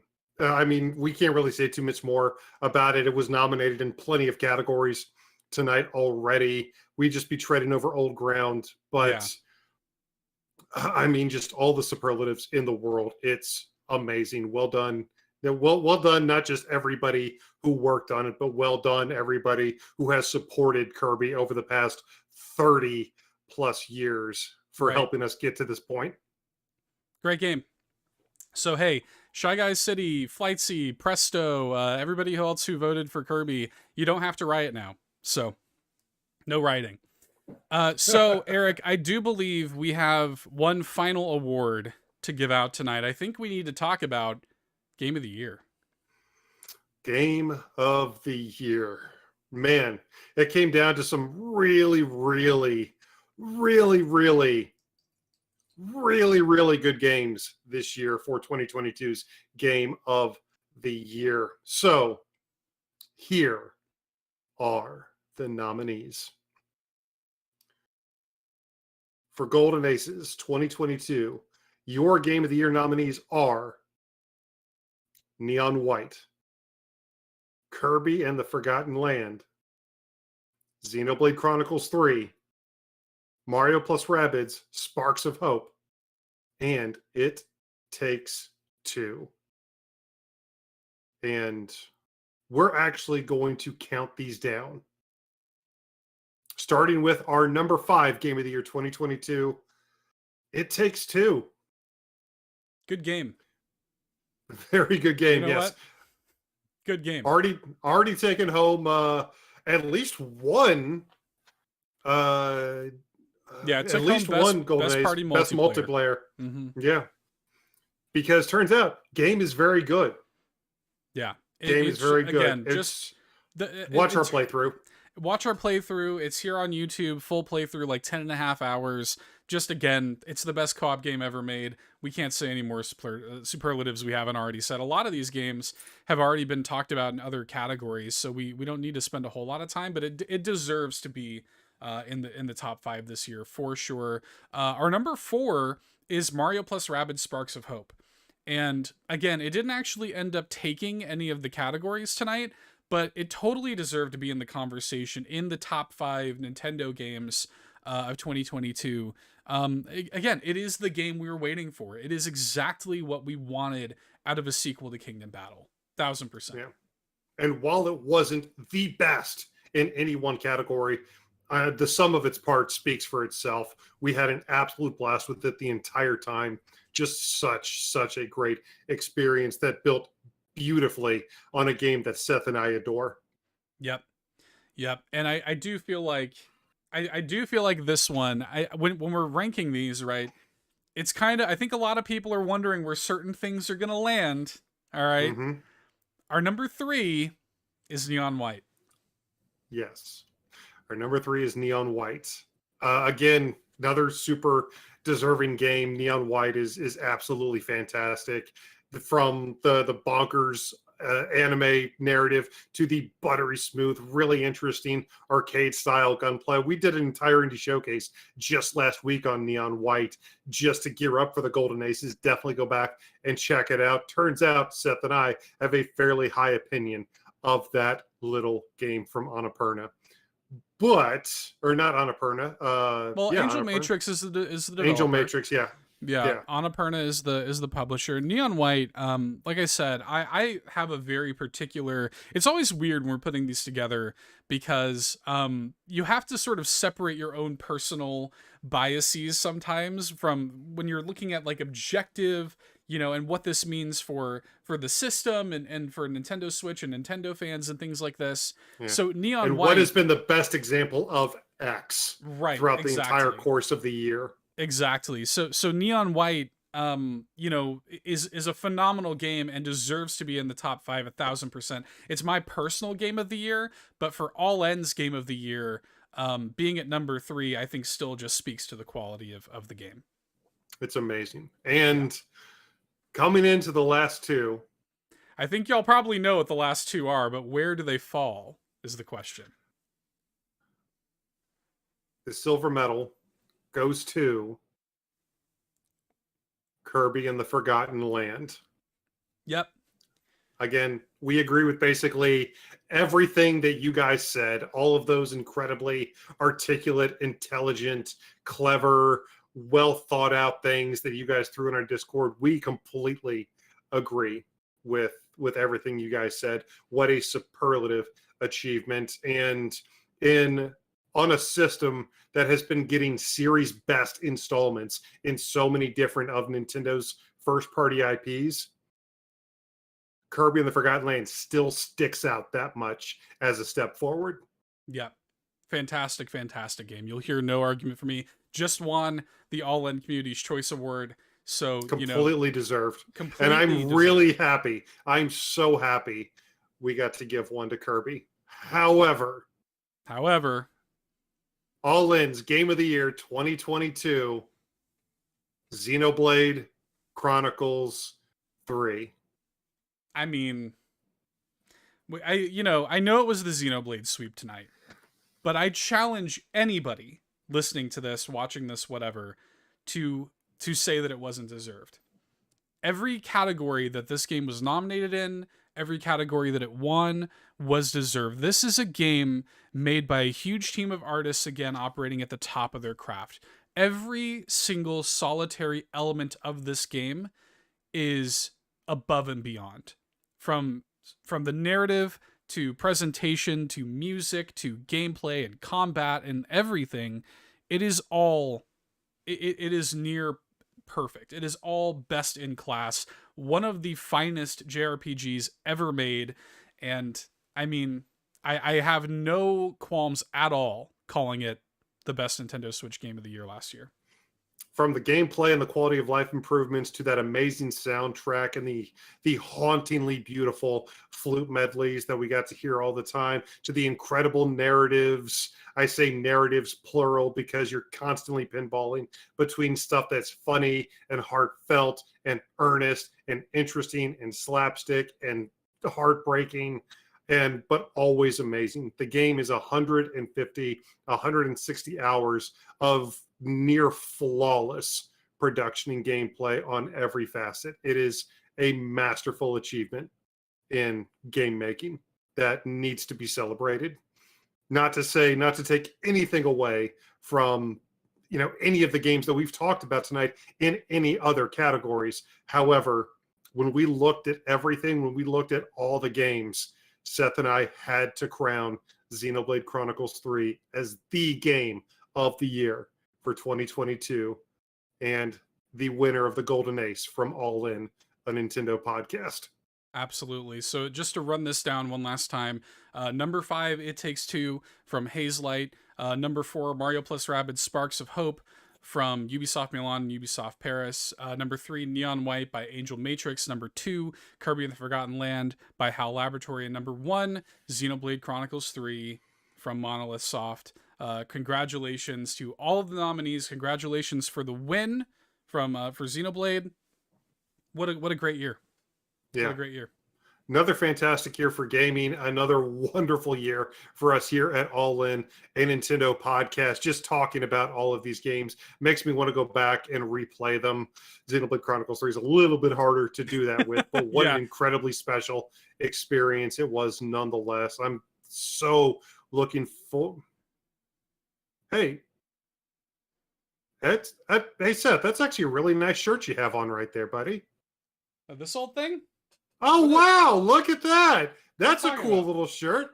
This old thing? Oh, wow. What Look at that. Hey, everybody. Hey, everybody. My cup to you, sir. Oh, wow. Let me tip my cup to you, sir. Hey. Let me tip my mug to you. Oh, look at that. Hey. Oh, what am I wearing? We're on these mugs somehow, and you've got a different shirt on too. What is that? What does that say? My shirt actually says it's time to go all in. What is this? What is this stuff that we have around us? Seth, could this be merch?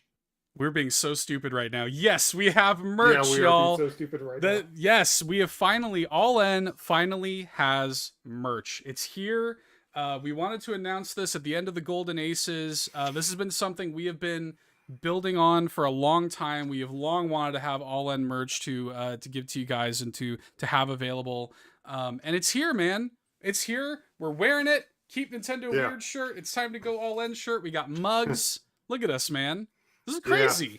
So for those listening to the podcast version of this, Seth is currently wearing a blue shirt with the Keep Nintendo Weird logo on it. I am currently wearing a red shirt with white lettered emblazoned saying it's time to go all in with a big All In spade on the back. We currently are both drinking from black All In mugs featuring our Hanafuda cards around, which I really like, our Hanafuda cards around the entirety of the mug. And in addition to multiple shirts, in addition to multiple hoodies, we also have some stickers. We got All In spade stickers. We got stickers for both of your amazing co-hosts. We got stuff for Keep Nintendo weird. We got shirts, we got mugs, we got hoodies, and to celebrate the launch of our merch store, we're even doing one limited run item throughout the rest of this month. We're actually doing a Golden Aces shirt. Yes, we've got a Golden Aces shirt where the Golden Ace, if you're watching the YouTube channel right now live, you see the golden spade, the golden all-in logo, and we have a shirt limited through the end of January that has that on it. And so that's going to go away at the end of January. We've also got, I have pinned, it's bit.ly/allinmerch. There's going to be, you got the pin linked there in the YouTube chat. You're going to see links from now on in the video and in the podcast episode descriptions. But, you know, this represents a lot of different things for us. If you head over there throughout the launch week, so this is through January 14th, you can head over there and take a 10% discount off with the promo code Launch Week at checkout. You'll see it there in the banner. So you do get a 10% discount to celebrate the launch week if you do decide to pick up some of this awesome merch. Eric and I, the reason we got these samples and the reason we purchased these is because we wanted to make sure that the quality was meeting our standards. We wanted to make sure that we were never going to offer up something for you guys to buy if we couldn't vouch for it.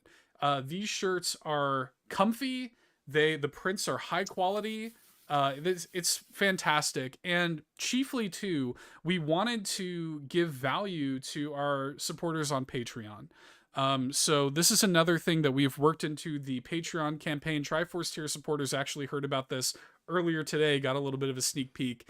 Every month, Triforce tier supporters will be given an exclusive 10% off coupon code to our merch store. And this is also going to be the kind of thing where we're not just going to set it and forget it. This is not just like the only merch All In is ever going to have. We want to make this a thing where it's going to get updated monthly, limited time designs, new stuff for you guys to check out, wear proudly, and be safe in the knowledge that this is high quality stuff. And our Triforce tier supporters on Patreon are never going to pay full price for it. So. Yeah.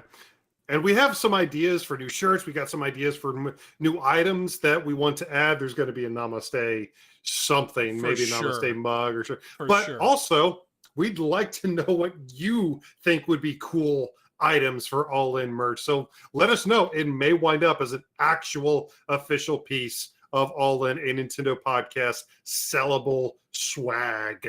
But TLDR, guys. We have merch. We have merch. Look at this. Look at this. That's a really cool shirt. My shirt's really cool too. Oh, the mug's really cool. Oh, the stickers are really cool. It's all really cool, guys. And to all those who buy anything from this, thank you so much. It's all going directly to support our show and the content that we create for all of you. We want to try to give you guys the best quality stuff that we can. And we really appreciate you guys sending the love back our way. So it's time to go all in, guys. Hope you visit the store. That's right, man. So cool.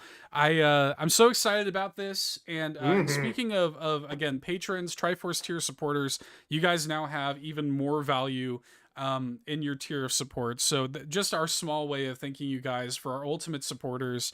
And a lot of these people have been with us from the very beginning. Just you guys are the best. And I really do mean it. Like, this whole experience of All In, we're just two guys, you know what I mean? And I think that the amount of stuff that we do and there are a lot of irons in the fire and a lot of different pillars of All In started as just a podcast, right? And it has grown to be so much more than just a podcast. There is so much more to it. To be able to wear physical merch with All In and Keep Nintendo Weird stuff, it is surreal. Like the fact that I can go out and wear something that has, it's wild to me.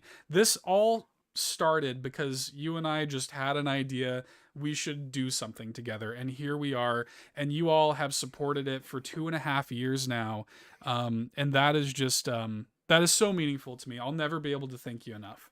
So again, merch, very exciting. 2023 is going to be an amazing year. I do want to say also, as it relates to the Patreon, all of our patrons, if you've been curious, if you've been sitting here yelling at us the whole time, watching or listening, you idiots! How did you pick this? why did this win? Why did this get nominated and this didn't? All of our patrons, even at the $1 tier, on Saturday after this episode goes live to the public, there will be a 2-hour behind the scenes podcast where Eric and I recorded our deliberation process. So even for just $1 a month, you'll have access to that. Yeah, so literally our entire deliberation process that we used and all the rationale and the reasoning that we used with each other to choose all of the winners that we chose here, that we revealed here tonight. You can hear our entire thought process about why we are comfortable choosing all the Golden Ace winners from 2022. So if you're wondering what our stream of consciousness was, check it out. What were you guys thinking? Well, you can actually hear exactly what we were thinking. So all patrons will have that to look forward to. Chloe G here in the chat. I want to give a special shout out to Chloe G, man. Chloe G has been with us from the start. She was the first all-in super fan. And she's here in the YouTube chat saying, "Oh my, 2.5 years already, man! You guys have come so far. I'm very proud of you guys, Seth and Eric." Chloe G, one of the OGs, and huge shout outs to Chloe G. Absolutely. And guys, thank you so much for supporting us this entire time. Hope you enjoyed the Golden Aces. Make sure to follow us on youtube.com/allinpodcast, on Facebook and Twitter @allinpodcast. Make sure to check out the Patreon. Again, even at the $1 tier, you get to hear our entire behind the scenes all in Golden Aces 2022 deliberation process, in addition to all the episodes of Side Quest, and at the Triforce tier, coupons on the brand new merch. So check out the Patreon. And in addition to that, we would be very, very happy if you would, what, Seth? Drop some words over on Apple Podcasts, Podchaser, and Audible. You can leave us 5-star written reviews that we will shout out here on the show, and on Spotify you can leave us a 5-star rating. If you've enjoyed any of this over this length of time, man, that's just a very free and very easy way to show your support for the show. Get it in front of the people that need to hear it. Absolutely, guys. Thank you so much for another great year. We are looking onward and upward to the rest that 2023 has to offer us. A couple interesting things have already happened, but we hope that you come along this ride with us for the rest of it. But until then, namaste, guys. Namaste. The Golden Aces 2022, presented in 2023. Is in the books, man. What a great time this has been. Huge shout outs to everybody who has watched us live here on YouTube. We love and appreciate you all so much. And anybody who's listening on the podcast feed when this goes up on the regular time on Saturdays, huge shout outs to you people as well. We love you all very much. Thank you so much for your continued love and support. We will be right back here next week for another brand new episode of All In a Nintendo Podcast. And until then, guys, it's been our pleasure to